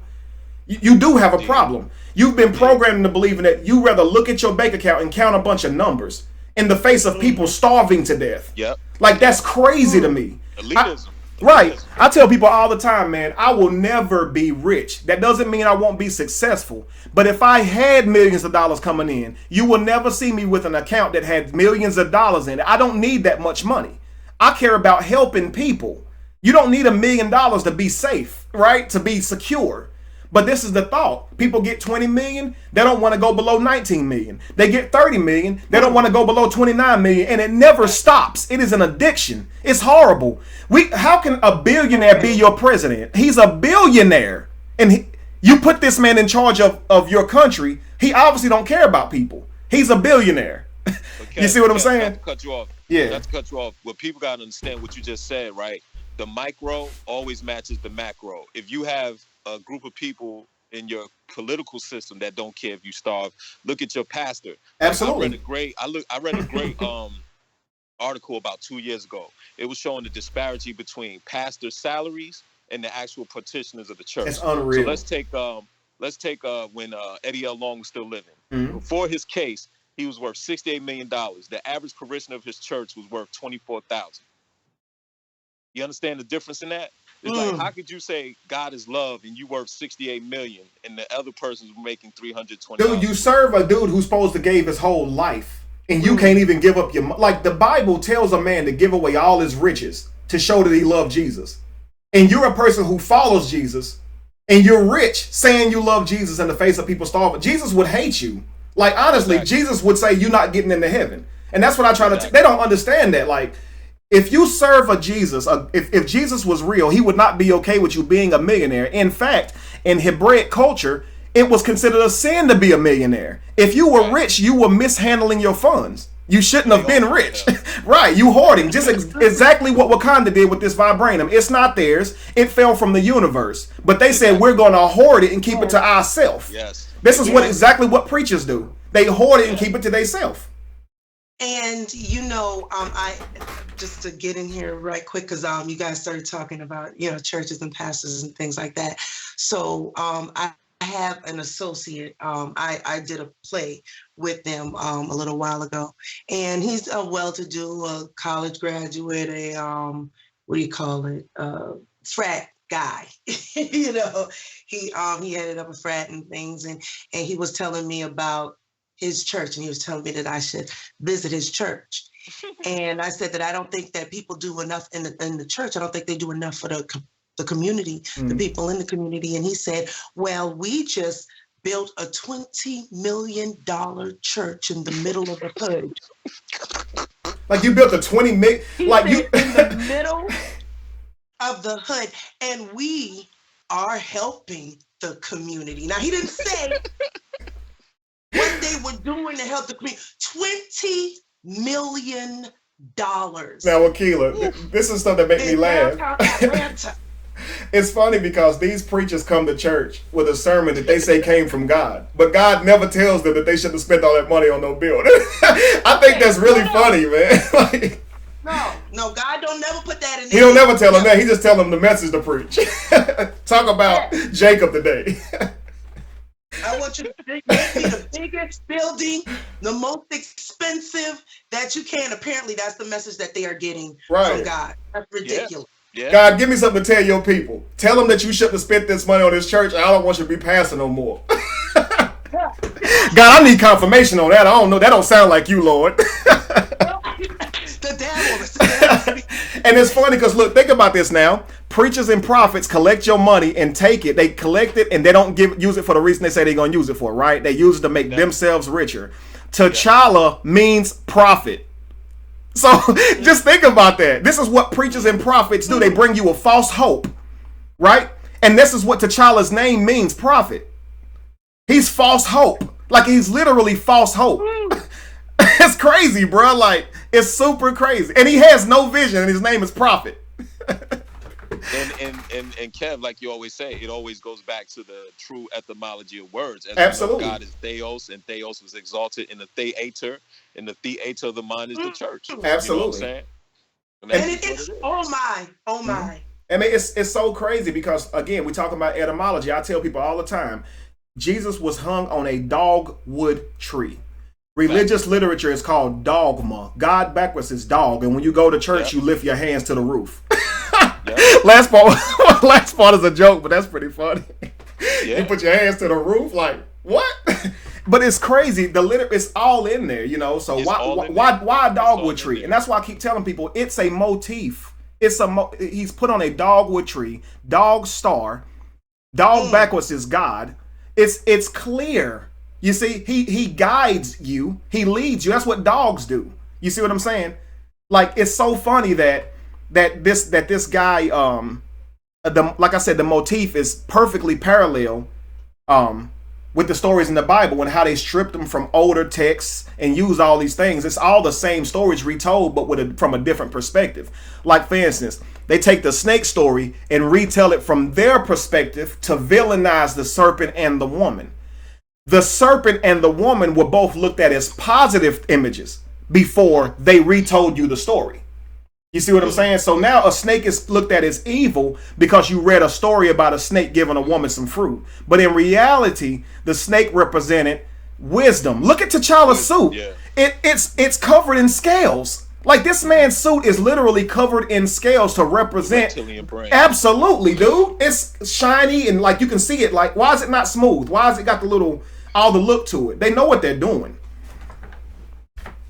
You know, so they know what they're doing. And let me say this real quick. Okay, Jesus was anointed to being a minister or anointed to being a rabbi via John the Baptist by way of baptism, right? Mm-hmm. Being going under the water. Okay. Each one of them got their king. They became king after being in the water, which is a symbolization of baptized or being cleansed. You see what I'm saying? So Killmonger, before he becomes king, he has to go into the water. This is why the whole scene. They was trying to release this movie early February, which suggests they wanted to release it in the age of Aquarius, which represents water and enlightenment. And you can see why the whole movie's full of enlightenment, because they use the color purple and it's about light. You see what I'm saying? So when you really look at this stuff, they know what they're doing, and that's all I'm saying. It's just a movie, but understand the writers don't think that. So they make these motifs just like the Bible makes their motifs, very carefully. They don't even create the story. The motif tells them how to do the story. So if you say T'Challa, or not T'Challa, but let's just say you say Eric. Okay, Eric's name is going to coincide with his character. It means king. He is going to be the king, right? Mm-hmm. T'Challa means prophet or ring. Look at the guy's storyline. It definitely goes with that. And they give him the colors that actually symbolize. You can't make this stuff up. You know, why is it that Shuri's character seems to idolize or parallel with the green chakra, with love, right? Why is that? Mm-hmm. These people make these motifs because the motifs tells them what to do. They don't just freely just draw their own plots. I mean, I saw a guy a long time ago, and I've been trying to find that video forever so I could study it for myself behind him. But he was pretty much saying that every single cartoon that has ever made it mainstream is a motif. Otherwise, it would not have been allowed to be on national TV. Every single one. And every cartoon I've ever studied, I can see the motif in it. But it's just funny that they say every one of them. I was a cartoonist at an early age. I used to always draw, and I used to dream of getting cartoons done. I would draw my characters and have little storylines or whatever. Had I sent them things off, they wouldn't have accepted any of them because I didn't understand symbolism and motifs. You see what I'm saying? Like Dragon Ball Z, them do the same thing. You see what I'm saying? Whenever they enlighten, their hair changes colors. You know, they use the red to symbolize the ape in its realest form, in its most purest or foundational form. It's red, like the root chakra. They always do this. You see what I'm saying? Now his hair is blue because he's in a god mode. He's rising to the throat chakra. You just watch and see it. Sooner or later, Goku hair gonna turn purple. Just watch and see it. Yeah. Because it's all motifs. You can see it coming, you know. So when you understand symbolism, you can already even see where the movie going. Right. I don't know if any of y'all ever seen this, but when I was in Europe studying, if you look at Voltron, when Voltron fully comes together, it makes the sound of the Knights Templars. You know what I'm saying? Wow. The full motif. Look, if any of y'all don't think so, Google an image of Voltron fully assembled, and you're gonna see the cross at his chest, the same colors as the Catholic is all. Man, dang, you dang right it is. Dang, that's crazy. You know what I'm saying? And then look, the Lion of Judah, it's all in front of you. It's all in front of you. It's all in front of you. That's wild right there. Yeah, it is. Josh, are you still here? Josh? Okay. I hear you. I didn't see your mouse or anything moving for a little while. I'm not on your computer. It kicked me out. Okay. But I'm listening. Okay, cool. Well, let's see here. Was there anyone else that they called in or anything else? I don't want to. Maybe. Is there anybody else? I'm gonna just ask because I'm doing something.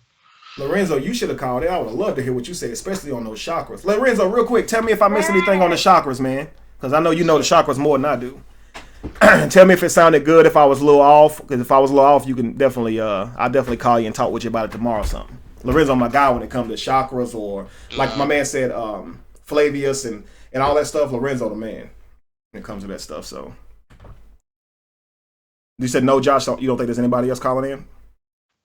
I don't think so. Okay. I mean, otherwise they would have spoke. If not, then whatever. Mm-hmm. What's the code on your computer? We gotta pull it back up. Let me see. Hello. Yeah. Oh, who's that? Is that Shondale? Yeah, what's happening? I think What's I'm up, brother? myself. 5232, Josh. Okay.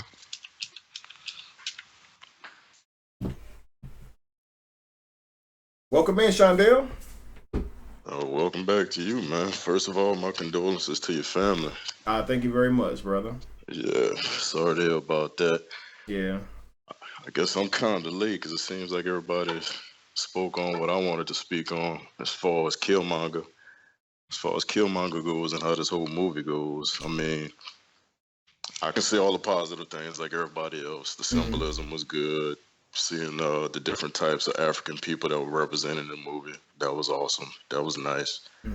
Having positive images for the kids, having positive images for adults, blah blah blah, whoop de whoop. But after the whole 2-hour movie was over with, man, Killmonger seems to be, I don't want to say he was the smartest one, but he was the one I felt out of all the characters on the deepest level. Right. For what he was trying to do for his people.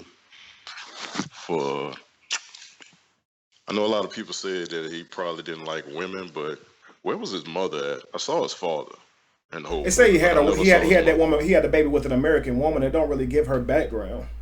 Yeah, they never show her after his dad dies. All you see is him holding his dad when his dad is dead and stuff like that. But I never saw his mother, so maybe there's some background to that. I heard in the comic books he's not even really that type of dude. They just made him like that, so he could just seem super evil.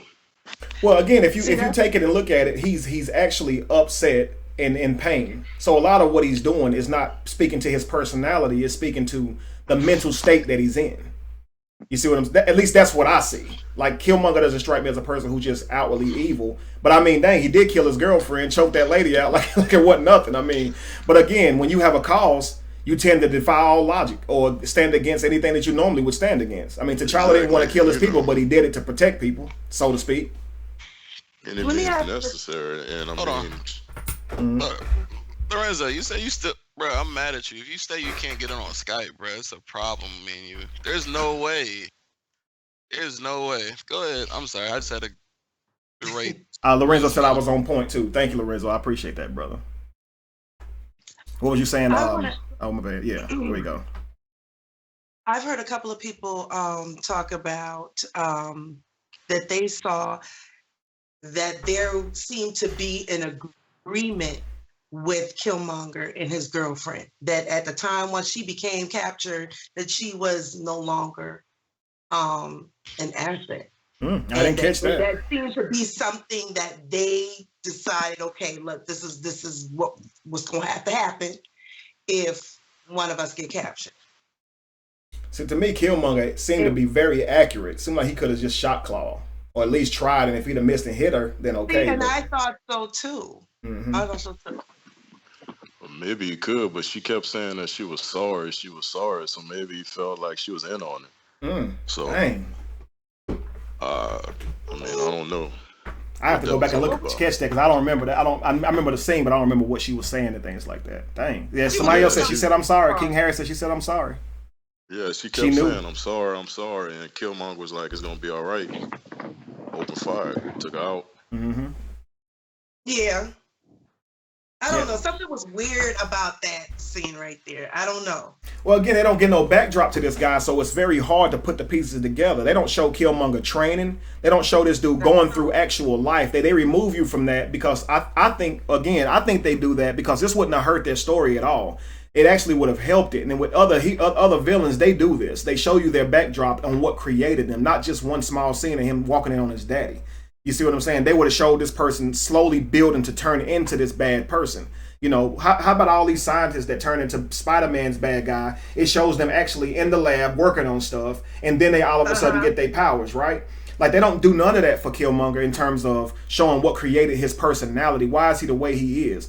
And so, like, if they would have shown him going through actual life, we would have related with him even more because we would have experienced a lot of what they would have been showing in that movie. Now, if you lived in Wakanda your whole life, you wouldn't relate to Killmonger. So we're obviously going to relate with Killmonger as we all stand in a position of being colonized. Like this has happened to our ancestors, right? So we know colonization well. We definitely have a relationship with that, not on our own, but it came to us regardless. So we do understand colonization. What we don't understand is having more than we ever would need and being put in a position to either help the world or be selfish with that. We never had that choice. You see what I'm saying? So it's easy for us to stand back and say, you know, what this man should have done.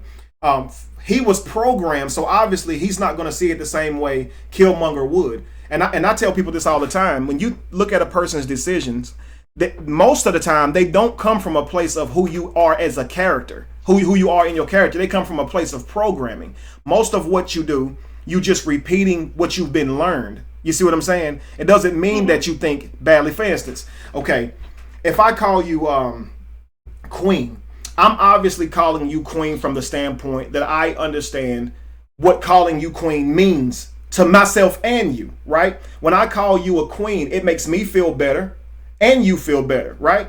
In terms of, because we know how to feel about the word. We've been taught how to feel the word. You see what I'm saying? But in actuality, you don't own a throne. You actually don't have a real kingdom. You see what I'm saying? Like nobody's listening to what you're saying and you don't have no scepter, right? Like people call me king all the time, but I don't have a crown nor a kingdom. You see what I'm saying? Now I'm able to withdraw positive from it because I know what they mean. You see what I'm saying? But that's what I mean by pseudo hope. The only hope is the hope that brings about action. Hope is not something that makes you just feel good. And I think that's our problem. We don't want religion taken from people because it takes away their hope. What is hope if it's not true? What's hope if Jesus is never coming back? Please tell me why I should let you keep your belief and not tell you the truth. And just have you sitting around waiting on this dude, getting mad, getting, impatient every day, wondering when Jesus is coming back. Happy, thinking it's going to happen one day. It's not going to happen.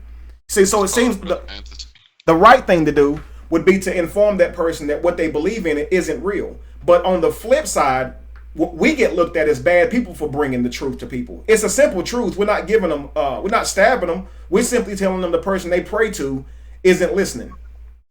Right? But we're seen as a bad person from their perspective. So again, everything's about programming and perspective. If you're again, I was saying if you give somebody a perspective, you can trick them into believing that capital punishment can be right for any crime. And I'm gonna give you an example. Shondell and I have a disagreement, right? Shondell walks up to me and punches me in my face, right? Man. What should happen to Shondell? Should get my ass whipped. Not murdered though, right? Depending on how hard I hit you. See that? Depending on how hard, if he hit me and that punch kills me, now he can be treated worse, right? In terms of the crime that he committed, because now it's murder. But that he punched me is what he did. It just so happens the punch killed me. So I could argue that if you punch someone, you should have life in prison, because that punch you threw could have resulted in taking someone's life. So if you spin it well, you can get a bunch of people to agree to capital punishment over something as little as a punch. Because we do know that if you hit somebody the right way, or should say the wrong way, they'll die. You see my point? So what makes me, if I punch Shondell and he dies, or I punch Shondell and he lives, which one makes me a worse person? At the end of the day, I just punched him. What happened to him shouldn't speak to my overall character. You see what I'm saying? That shouldn't speak to my overall character as a person, because my intent wasn't to kill him. I was angry and just threw a punch. Didn't mean to kill the guy. And this is what I mean by when you cast spells. When you allow something like Killmonger to give his speech, he's going to compel people, even if it sounds ridiculous.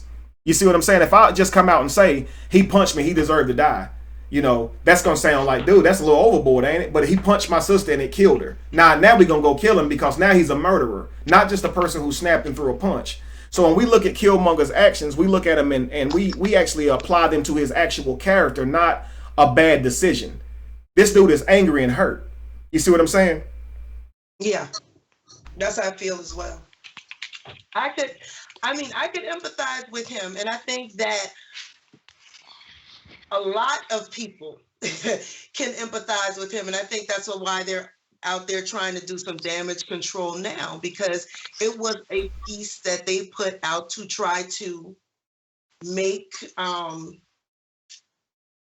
the way I see it, is it was a piece to make African Americans look a certain type of way. Because this movie is big. It's huge. It's going to be all over the world. And all kinds of people who do not have the everyday experience with the African American will look at that and even look at the division between the African American and the Africans. You're right. That's in this movie. I mean, imaging is powerful, so yeah. And images is very, very, very powerful.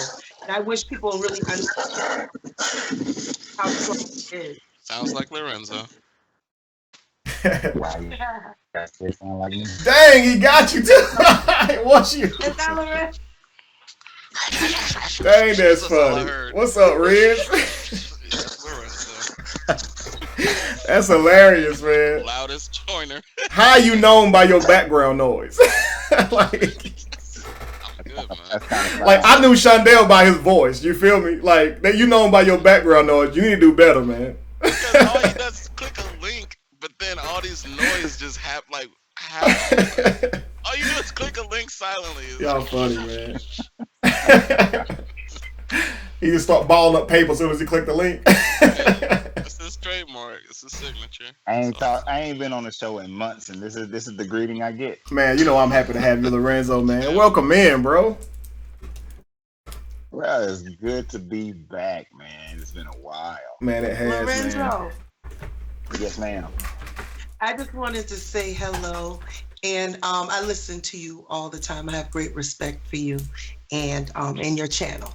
So I'm feeling great. I'm among awesome company here today. And that's fantastic. Yeah, I appreciate it. Oh man. So Lorenzo, what I'm gonna do, man, is I'm gonna let you top the show off. We're gonna end it after you, man.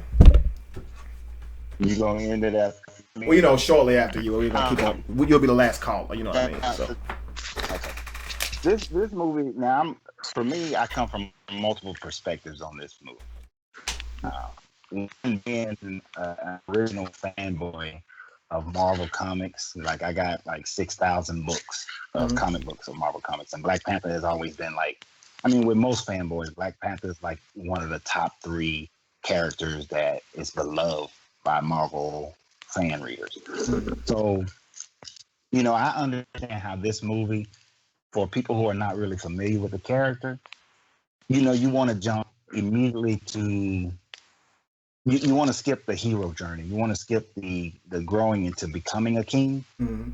But knowing the source material, I recognize that they were trying to show the journey of him becoming a king and the bumps and bruises and that he had to take, and also mirroring how when America came out of the Monroe Doctrine, many Americans didn't want to fight in World War II because they wanted to stay isolationists, right? They were fine with their isolation. America didn't deal with many things that was going on overseas other than some trade and things like that, and didn't want to get into the war. So the Wakandan people, they were used to being isolationists, and they had their own internal fights. They had their own internal struggles. The mountain people didn't believe in all that tech, but I think they did a good job of giving this first piece of showing how the nation of Wakanda had to come together, but also how they had to realize that they have a much bigger role to play in the world. Now, when I see some of the parts of the movie, I understand Eric Killmonger's point of view. He's coming from an American world, melanated person's point of view who has not been living in isolation and seeing everything that has been going on. So he's angry. And plus his father got killed. His mother was already, I think they said in the movie, his mother had died previously. Okay. But so he's fueled by anger and wanted to take a rush, let's get it done now kind of motif instead of, we have to do this strategically. We have to recognize how the world is today. Now, we can talk about Haiti in 1804, but it was much easier to have a rebellion back in those days than it is today. I don't know if you saw the post that I put in there, but, being a former Marine and intelligence operative, I can take I mirror Killmonger in a lot of the things that he went through and did. And that's about all I'm saying on that part. But what I can tell you is this. We have ran scenarios about race wars, about civilian rebellions, about them, mountainous survival people trying to rebel against the American government. And in today's world, the type of rebellion where you just arm some people, you will get devastated. I'm just being honest. Like I was explaining the other day how you give me a battalion of Marines, I can take Atlanta and I can hold Atlanta. I can starve out Atlanta, and everybody in Atlanta can have weapons. But I guarantee within a week I'll have the whole city subdued. And it's just because of the way the military is nowadays. And back in the day when they just lined up and started shooting with some guns that weren't that accurate, you can do those sort of things. But even still, when the colonizers came into Africa, they were well organized. You can't send out unorganized. You can't send out unorganized people. Now, Killmonger had took the motif of, hey, we're gonna start bringing in some of these freedom fighters. We're gonna train them. We're gonna teach them. We're gonna teach them how to go into these communities and organize and get the people ready for battle, ready for combat. You got a different story at that point. But that why are we assuming that he didn't have those people organized? Well, because that's what I was just about to say. The actual plot is that they had guys set up all over the world. So they weren't going to be complete rookies. Yes, right. They had certain units. Well, they had them set up to receive the weapons, and they were going to distribute them, right? Right. They had people set up to receive the weapons. These people were going to distribute them. But you have to look at it as if you want to massively free the black people in America, right? Even though there are people in America right now who are set up and ready to receive some weapons and distribute those weapons, the average black American person is not ready nor willing to go into combat like that. Not at that level. And I mean, at the end of the day, you're right. And airplanes, you see when you start seeing those F-16s and those Apache helicopters coming down your street, you're gonna back down. You're gonna say, wait. I thought we were talking about. Oh, excuse me. I'm sorry. Wakanda and them, we are. I think. Very realistic. I'm when I'm thinking of Wakanda and the movie that we're talking about. Now we're talking about a society that can't be beat. And they're not helping because they choose not to help. But their technology is far advanced than anywhere else in the world. And they've been holding on to that. Now, I mean, you're speaking of, They can you be know, secret. the African American ready to be fighting and things like that. I just think that we should not assume that Killmonger and his people, whatever they were doing, were not organized, because he, just like you say, he studied his oppressor. He studied how to make that whole thing, you know, how to work and how to go to war and how to destabilize the country. So So I don't. that's just the thing. Killmonger said they had people who knew how to go in and turn over a country, overthrow a government. So if he had, now granted, here's what I think Lorenzo's saying, Wakila, and because both of you are right. Now, what Lorenzo, just tell me if I'm wrong, Lorenzo. Obviously, I can't speak for you, but I'm gonna attempt to. The people that's outside of Wakanda, overall, technically would not be ready for this type of weaponry. Now, this doesn't mean that if I was the king, I still wouldn't give it, because at the end of the day, nothing's worse than the situation we have now. I'd rather have a few people having guns that I don't want to have guns than the whole world being the way it is, because technically people have guns right now that I don't want to have guns. That's why I'm in the situation I'm in. You see? Yeah. But Lorenzo's still correct, as some black people right now, black African Americans, have guns and they rob banks with those guns, not kill colonizers. You see what I'm saying? So some people will get a vibranium weapon and be like, I'm about to rob this whole thing blind, just like Lope Dog. Which one should I wear, dish or dish? Like, that's how they'll be with the guns. Yeah, they also have military science background either. So right, absolutely. Yeah. And that was my point. Is like the overwhelming mass majority of people who are being oppressed are not going to, automatically just jump on that side of the fence. Right. And some of them are going to love their system so much that they're not even going to try to fight or do anything like Absolutely. that. So you're right about that. Absolutely.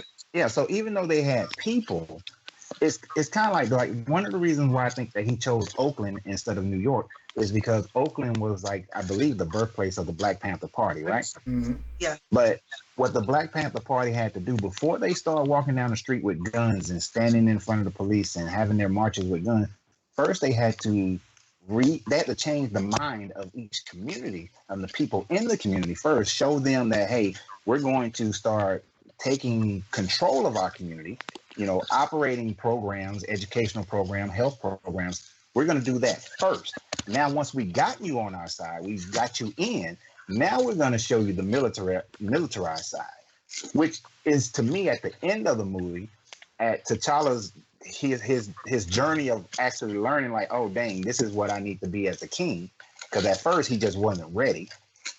But as he started learning, he's like, okay, the first clip, when they're showing him at the, I don't know which one came first, but one clip at the when they're in Oakland and they buying up all these buildings, like, we bought this building and one next door and one next door and one next door. We're going to teach science. We're going to teach, all these different things. It's like, first, let's get in there and show them we care and that we're going to do something. We're going to bring up the people. But then the second time, when he's in that UN session, and the dude is being a smart ass, and he's like, what can a bunch of farmers show us? And he smirks at him. To me, I think he's thinking geopolitically, like, we can come in and right off the bat, we can have all the leverage when it comes to medicine, and we can have all the leverage when it comes to energy.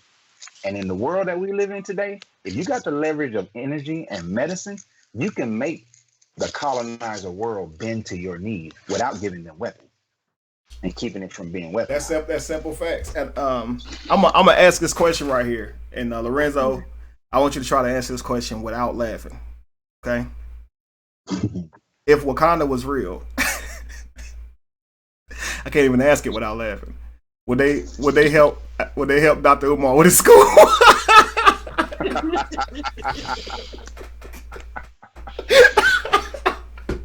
No, honestly, bro, I'm sitting here thinking about it. We keep saying, who is T'Challa? T'Challa is not Obama. He Dr. Umar. He came back at the end of the movie and gave them jokers a school and told them to shut up. If Wakanda was real, it wouldn't be that easy to get them to stop being isolationist.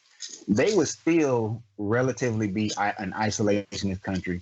It would take, like, decades and decades and like a whole new generation to come about before they would come out of their whole isolation situation, or it would take the whole world trying to come and take what they got, like some world cataclysmic event in order to take what they got, which is probably what they're doing with Infinity War. But it would take something like that in order for them to come out of isolation, because it took World War II for America to come out of isolation. See, right?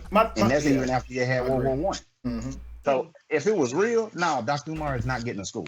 Right, absolutely, absolutely no. I was actually kidding you though. But when you look at, this is what I say. Obviously, Killmonger is hurt, but his biggest problem or his biggest flaw is he's impatient. This dude had a brilliant plan, but you don't give a person a weapon before you give them a brain, right? You need the training must always come first, right?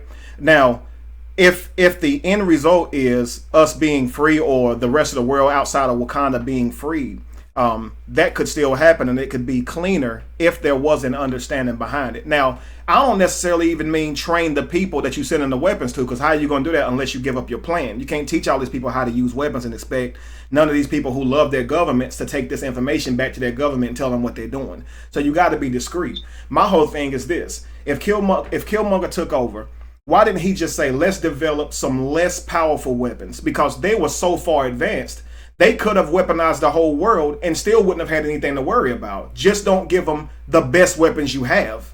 You see what I'm saying? Or give them weapons with a kill switch. You see what I'm saying? Where you can automatically turn those weapons off. Again, it seems that it's either go to war or just stay in peace. They never even took to try to rationalize, how can we make this happen without necessarily just going and killing a bunch of people? You see what I'm saying? They never offered Killmonger any type of advice in terms of how you can still get this done without the rash way that you're going to do it. See, Killmonger, he said he'd been fighting and killing and waiting his whole life for that opportunity. You know good and well Rome about to get destroyed in one day. This dude is very impatient. He's waited his whole life for this one opportunity. He wasn't raised to be king as T'Challa. This man, T'Challa, was given knowledge and information before he was given the weapon of a crown to run a whole kingdom. See, the weapon is Wakanda, not vibranium. He who owns the throne owns the weapons, right? Isn't that what they said colonizers do? Take control of your resources, right? So the goal is the throne. So if you own the throne and you a wise king, so once you take the throne, the person on the throne, their mind becomes the weapon because you're under their direction. You understand? So now Killmonger is putting them under the direction of him, telling them to make the decisions that he wants them to make, but they're rash. They're not thought out. They're thought out in terms of how to bring in terms of a way to bring freedom to the world, one way. But he didn't rationalize how it would be possible to do this in a much cleaner way without causing, problems for Wakanda in the future. And this is what backs T'Challa all the way out when he hears how he wants to do it. Because if you think about it, like Lorenzo's saying, T'Challa's growing. T'Challa actually thought it was wrong when he first heard what happened between his father and his uncle. He knew it was wrong when he first heard it. The whole time his face was saying, no, don't, please tell me that didn't happen. So when he went back to ask them, he told them all that they were wrong. In my opinion, I still think T'Challa went about it the wrong way. I mean, he went and bought 3 buildings and said, we just going to do some schooling. I still think he could have went about it a different way. But at least he's trying from his paradigm. Right. And I actually like your way that you're saying, because evidently you watched The Incredibles. And that was Syndrome's deal. That I'm going to give out some of my weapons so that everybody got a little bit of something, but I'm going to keep the best stuff for myself. There you go, see? That part from the Incredibles movie. I do now. See, Syndrome had it right there. The so-called villain, that was his method. He was like, I'm going to make everybody a little bit super, but I'm going to keep the best and greatest stuff for myself. And that actually would have been a better way, because now you're in a lot of these oppressed areas, you're evening the playing field. And you're making it accessible that no one government is so much more above another government. So you can't now run in and just take the resources and do. It's like if you look at Botswana, as soon as Botswana found this huge cache of diamonds in the 70s, the Beers just ran in there roughshod over the government and just took over, right? Because at that time frame, Botswana was pretty much still agrarian. not industrialized. But what the leaders of Botswana's been doing over the last like 40 years is bringing their people into the schools, educating them in technology and manufacturing. So even though they got ran over initially, they've been spending the last 40 years bringing their people up to speed. And that would have been the better process. Is we're going to come out of isolation, and we're going to take a few generations to build people up to speed, and then take over and become world players, so that we not only part of the G6, we run in the G6. You know. Yeah, and my thing is the way to do it. Absolutely. And again, every way to free people is not by way of war. Man, there are people being starved out right now because their rivers are dammed up. They don't get any water, so it's daggum drought, right? The animals ain't going to come down that way because there's no water down there. So it's like, undam these rivers. Is that starting a war? You know what I'm saying? If I was a Black Panther, I'd be meddling in everybody's business. You never know I was there. He's stealth, right? Ain't his ship invisible? How come you don't just go help some people when nobody knows you? Like, my whole thing is like, you say you don't want to be seen, but you have a you have a ship that turns invisible. So you can still go out and help people and be unseen. You obviously just don't want to help. You see what I'm saying? That was Nakia's point. Nakia represented that, where she was out helping and doing things outside of what Wakanda wanted her to do. But and that's why she left the Dora Milaje, because she was like, nah, I can't just stay here in Wakanda while people are suffering. So she was doing things undercover, because I don't know if you remember in the very beginning, that's how they really started her story, by seeing her trying to free those women who were being captured and enslaved in Africa by other Africans. So her thing was, we got to do something, but they don't have to know where I'm from, but I'm going to do it anyway. You know, which is why she wore the green for the heart. Absolutely. I don't know if you remember that. Mm-hmm. That's powerful stuff, man. That's powerful stuff. Lorenzo, I wish I'd have had you on super early. I know. I was watching. You know, I came from an event, and I do want to say this real quick. I came from an event tonight where I met this young Black lady, and y'all gonna see I'm gonna be doing a lot more stuff concerning her, where she's using nanotechnology and lasers to pinpoint cancer tumors and eradicate the cancer directly, instead of sending people through chemotherapy and all these other things. Now, she still believes in holistic healing as well, but for the people who the holistic healing won't help, to be able to use this nanotech and laser technology to attack the tumor directly. Her issue is she needs $30 million in order to fund the clinical research. Like, they're ready for human trial, but you need $30 million to do that. And she's not willing to give in to big pharma, because she wants to keep where people can afford it. So I was at an event tonight where she was introduced, and she's been on some TV shows and things like that. But when you was talking about we can do it ourselves, for something like that, that is supporting our community as well as showing a huge impact. You said she need 30 million? 30 million. I tell you what, if she wasn't curing cancer and was making a movie, she'd get 30 million.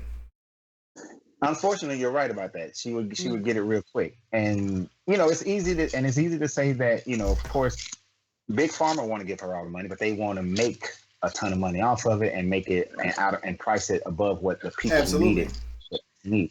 And we can easily say, and she made the point that people come there all the time and say, well, get these athletes, get Oprah, get these kind of people to do it. But I think that sometimes we have to say, we can do it ourselves. Like, it's up to me, it's up to you, it's up to each individual, that we can't wait for somebody else to come in and do something that we can do ourselves. Right?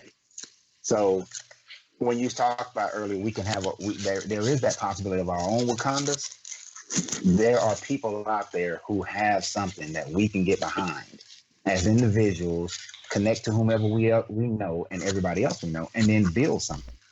Because there's nothing wrong with building another person of color who's doing something that's positive for. I don't know. I think the problem is so much. It's in the people. It's just, for some reason, and Josh and myself talk about this all the time, is that people just don't really understand the concept of giving and what it means and why you would do this. You see what I'm saying? You give to something that you want to see more of, something that you know is positive. But a lot of people, they really just don't grasp that. You see what I'm saying, man? Since my video went viral, I've been telling people, give me $1 and watch me change the world. And just trust me with $1. I can't get them to do that. Not to say I'm doing things like curing cancer, but of course I'm offering to save lives the same as she is. The problem is, like I Right. said, instant gratification. What's in it for me, right? It doesn't feel as good to send me $1 and you get nothing in return as it feels for you to pay $15 for a Black Panther movie and get to see Black Panther. You see what I'm saying? I would rather see our people or see a better world than see a good movie. Like I would give so much more to seeing a better world than I would a good movie. You see what I'm saying? But I don't think the world really grasped that. I mean, I think they would too, but it's just unfortunately the way the world works is there's a movie, let's go see it, and then when you look at the daggum revenue of the movie, you like, you know how much we could have did with that? I mean, you see what I'm saying? Oh no, I understand that completely, and it's a horrible it's a horrible statement on our society, right? That we're more apt to give money to an entertainment than we are to something that's actually beneficial to the world. You know, like we'll give this $700 million to that instead of looking at what Akon is doing as far as bringing electricity to over 75 million people in Africa who didn't have it through solar power. We won't do that. It took China to give him $1 billion to get that going, right? But we can't see that ourselves because we don't have that direct gratification. And we'll go buy some Jordans and we'll go buy all these other name brand items that look good because somebody said it's important and it has value to it, not that it has any real value, because it doesn't.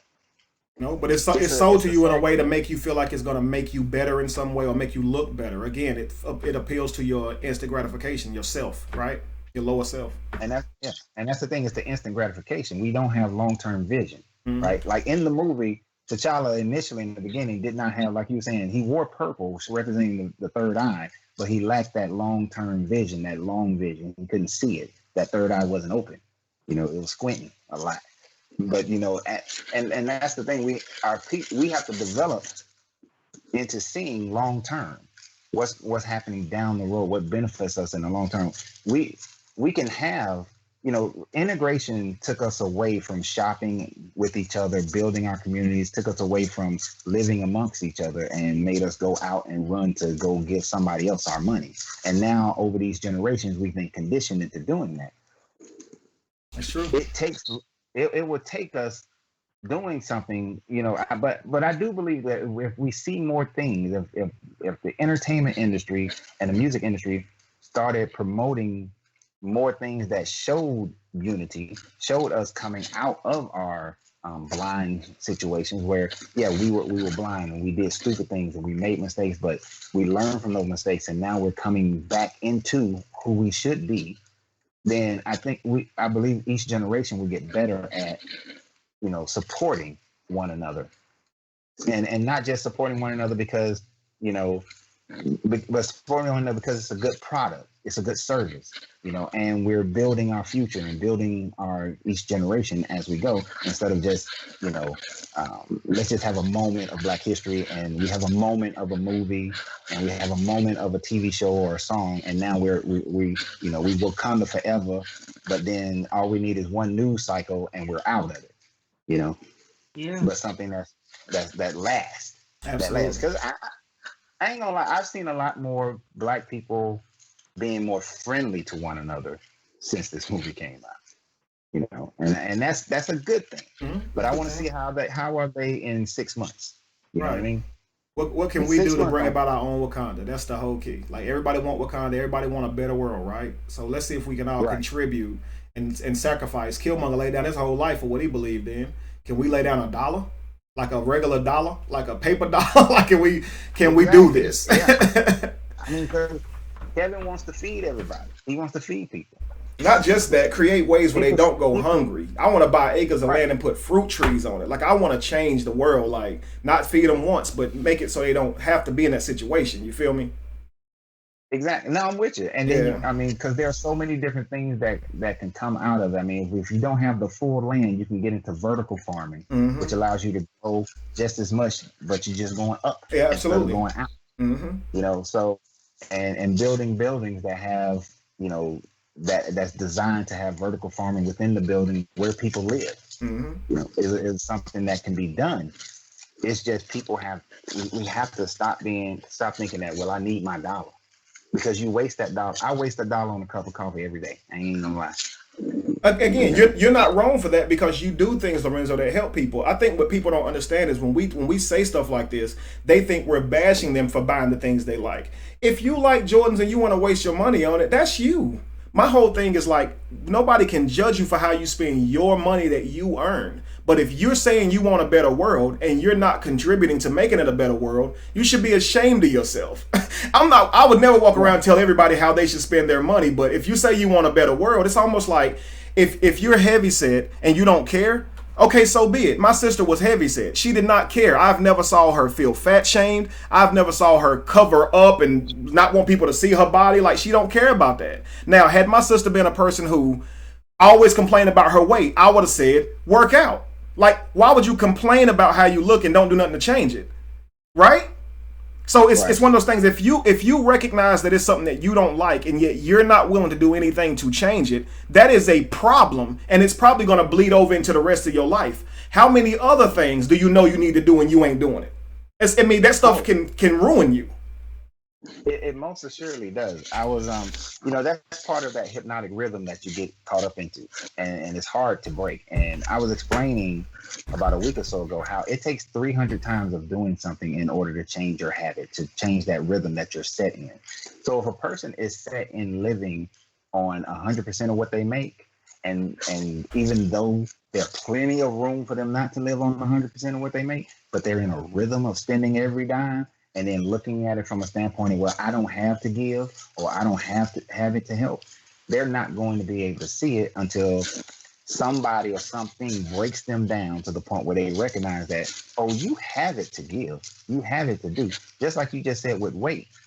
I hear people all the time saying, I got to lose this weight, or I'm going to lose this weight, and they never take a moment to do it. Because then they're saying, well, I'm sleepy, I'm tired, I don't have time, or it's out of my way. Some excuse comes up, and really it's just your hypnotic rhythm of not doing it. Yeah, so inadvertently, your laziness is being fueled by your laziness.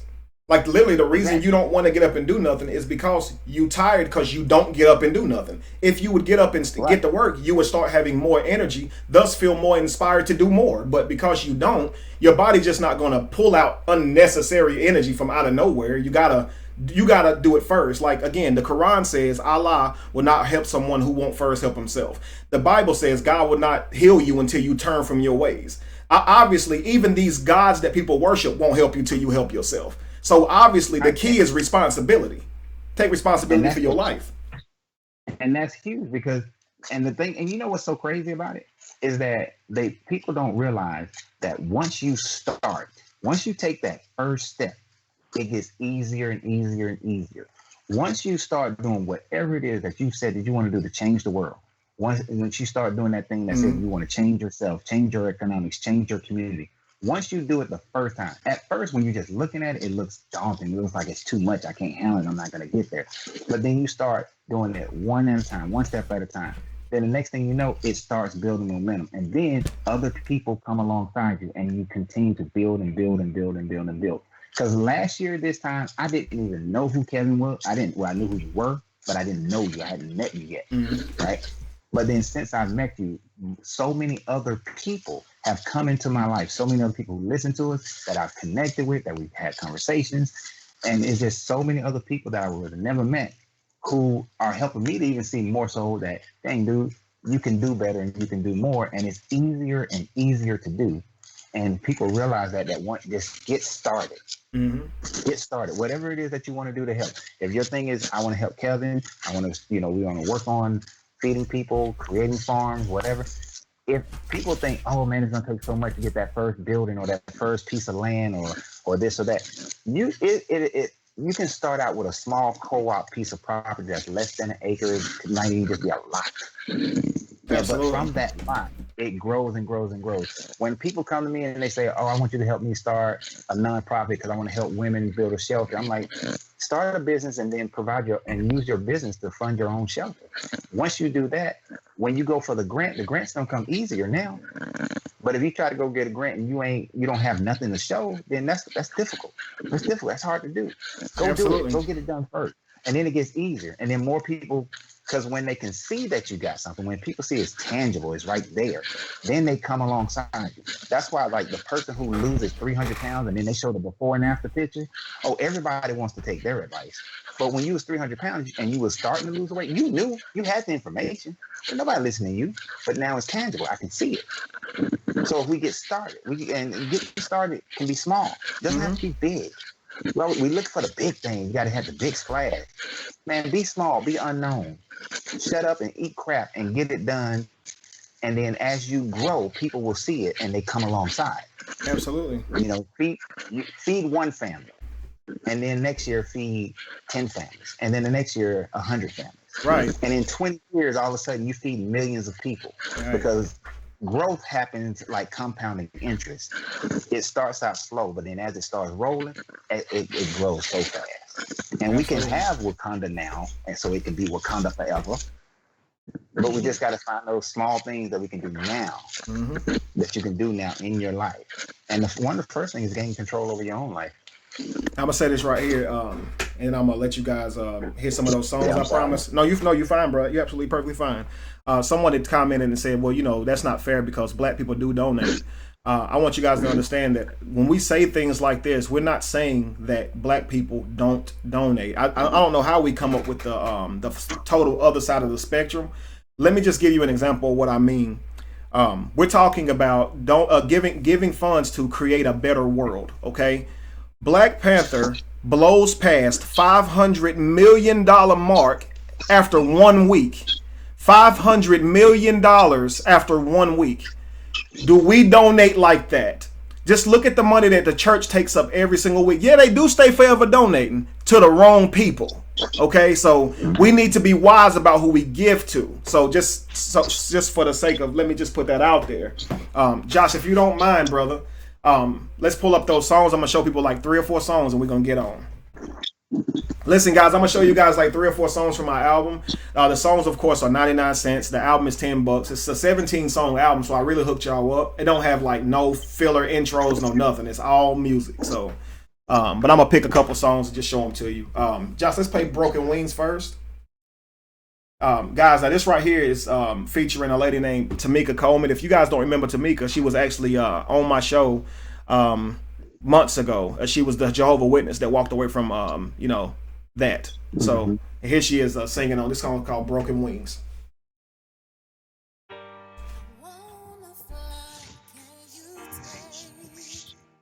Come on, DJ Josh. Can you guys hear it? Is there anything going? Hold on.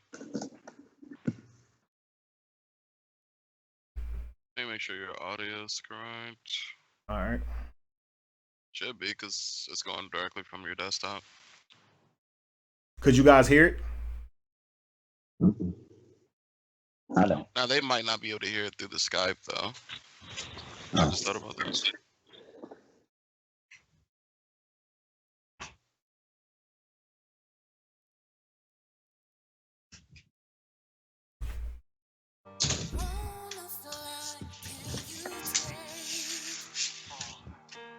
Can you hear it on your end, Kevin? Yeah, I can hear it. Why isn't it throwing?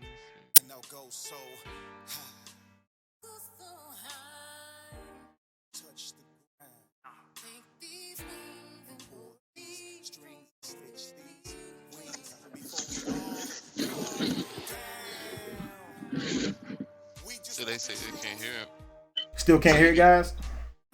I already am hearing it, but they can't. Okay.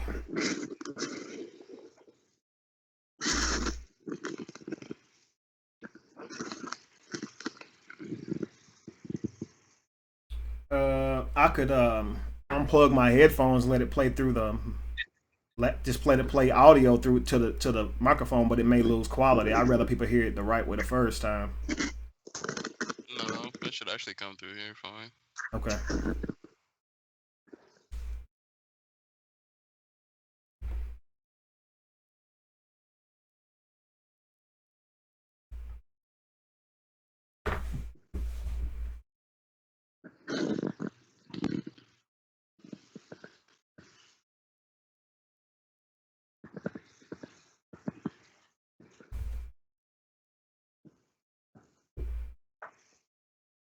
Hang tight, guys. Hopefully we get it going soon. Well, I'm gonna let y'all go, bro, because it is after midnight. Brother got to get up early. Hey, bro, thank you for calling in. You know it. Yeah, we got to talk in private. And Indeed. Yeah, I was about to say the same thing. It's kind of late. yeah. Appreciate y'all having me on, as always. Yes, sir, brother. I got to work on my Shundale voice.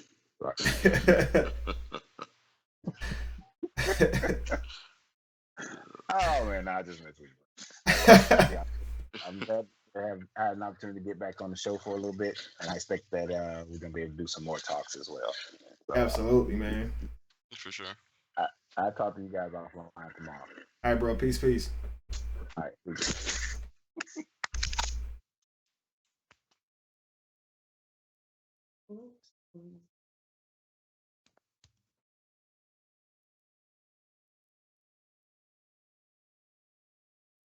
I may have to come on and do it again, like another day or something. I'm gonna play now. Can you hear that on through your headphones, Kevin? Yep. You can hear it through your headphones. Mm-hmm. Okay, so you can hear this through your headphones, right? Mm-hmm. We probably have to set it up on a different program or something. Plus, it's late. They probably won't be able to hear it clearly anyway. Break down the lyrics and stuff too. So we'll wait. It is late. I did not expect to go on this long. So, but it was a good conversation. It's very low. See, it's down. Okay, we'll work on that, guys. And listen, check this out though. It's in the link though. All you guys have to do is click the link and then click the samples or whatever. But I would really like to see you guys, support some of my music. I'm really trying to feed the homeless, and any dollar that you guys donate or give for music, for that matter, I now have a product, so I want you guys to actually support. And the lyrics is really good, so check it out. Ain't I the closest thing to an angel with broken wings, can't fly? People tried to kill him, but he can't die. They still can't hear it, right? Yeah, it's too low. So okay, yeah, it's still playing in my ear. You can pause it. Okay, cool. Yeah. All right, yeah. So it's too low. That's cool. We'll do it another time. Then we'll figure it out. Listen, guys, and I would actually perform some of it, but it is super late, Vicky Shorts. But I will definitely show you guys again. I'll probably spit some of it when I show it too. So, and I'm gonna do that this week coming. I really want you guys to hear that. So, and again, like I said, guys, it doesn't mean you can't hear it. You just gotta go click the link and then listen to the samples, and you can get whatever song you like from there. Okay, so show some love. And if there's anything else, Josh, anything you want to say? Okay. Hey guys. Yes. Yeah, Wakila. I just wanted to thank you for having me on the show. It was my pleasure. I thank you so much for coming on. Yes, thank you. You're very welcome. So I wanted to, we got to make sure that we stay in touch so that we can get some music done as well. Absolutely. I'm gonna go to the site and listen. So where do you go to listen to your music again? There should be a link in the description, and if not, it's on my Facebook page, the actual fan page of Be the Evolution page, and it's actually pinned, so it'll be at the very top. But Josh is adding it to the description now, so it'll be in the actual YouTube description. You can just click on it from there. It's there now. There you go, and let me know what you think of it, Wakila. You know you got my information. I sure will. And I had a ball. I hope I had something to add to the conversation. Man, you definitely did. That's what's up. Y'all have a wonderful evening. Thanks again. And you too. You too, Wakila. All right, bye-bye. All right, guys, that's pretty much it. She was awesome, guys. Yeah, and just thank you everybody who came on tonight. Thank you, Shondell, Lorenzo, and definitely thank you, Wakila. I think Andre was the other person that came on and gave a little bit. So, man, thank you guys for coming and helping me do this show. Y'all don't understand how difficult it is to sit here and just stare at a computer and just talk. I don't hear you guys, so I do thank you guys whenever I give an opportunity for y'all to call in, that y'all take me up on it. So, until next time, guys. Oh, real quick. Go to betheevolution.com, and that's where you'll see the new. Not ready? I'll just ask you that before you went live. Betheevolution.org. Crap.org. Organization. Org. What again? You tried to do it with com, and I was telling you to go with org. I didn't know you changed your mind and went with org. I told you they wanted like $2,000 or something for .com. Yeah, but when I kept saying let's just do org, you didn't. You seemed like you wasn't happy about it. You was like really adamant about the .com. Either which way, but betheevolution.org is where you get these shirts. So, please come and get a shirt. It don't have my name on it. Everybody was like, a lot of guys was like, I don't want to buy a shirt if it got your name on it. Listen, guys, doesn't have it on there. Josh designed this, and is that not dope? Cold. It's actually a really good made shirt too. The letters stick up off of it. You can feel the letters really well. It's really made well. So I didn't get anything cheap to send you guys. I wanted it to be quality. I wanted to look nice for you. So if you want to get your Be The Evolution shirt, go to betheevolution.org and you'll see them there where you can purchase them. And then you'll see actually some other shirts and stuff going up as well. So we're gonna try to keep giving you guys some products and some nice clothes to wear. betheevolution.org.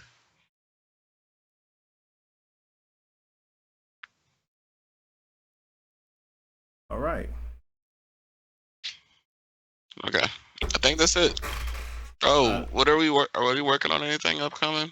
I usually say what we're doing this week, but I don't think. I mean, we probably have some videos coming up. Right. I think that's about it. Right. I'm actually rescheduling my engagements tour for those who are wondering, and my manager or myself will get back to you guys soon and let you know those dates on those events as well. So. Just so you guys are prepared. I know a lot of people have been asking, hey, well, what's going on with the Texas thing or the Irvin thing and stuff like that. So it will be set back up, just postponed at this moment, okay? So yeah, I think that's probably something we should have addressed in the beginning, but it's okay. Too late. We can address it at another time. Some more. Oh, never mind. We'll address that behind the scenes as well. Okay. Let's talk about stuff. No, that's it, man. All right. Thank you guys for tuning in. Appreciate y'all.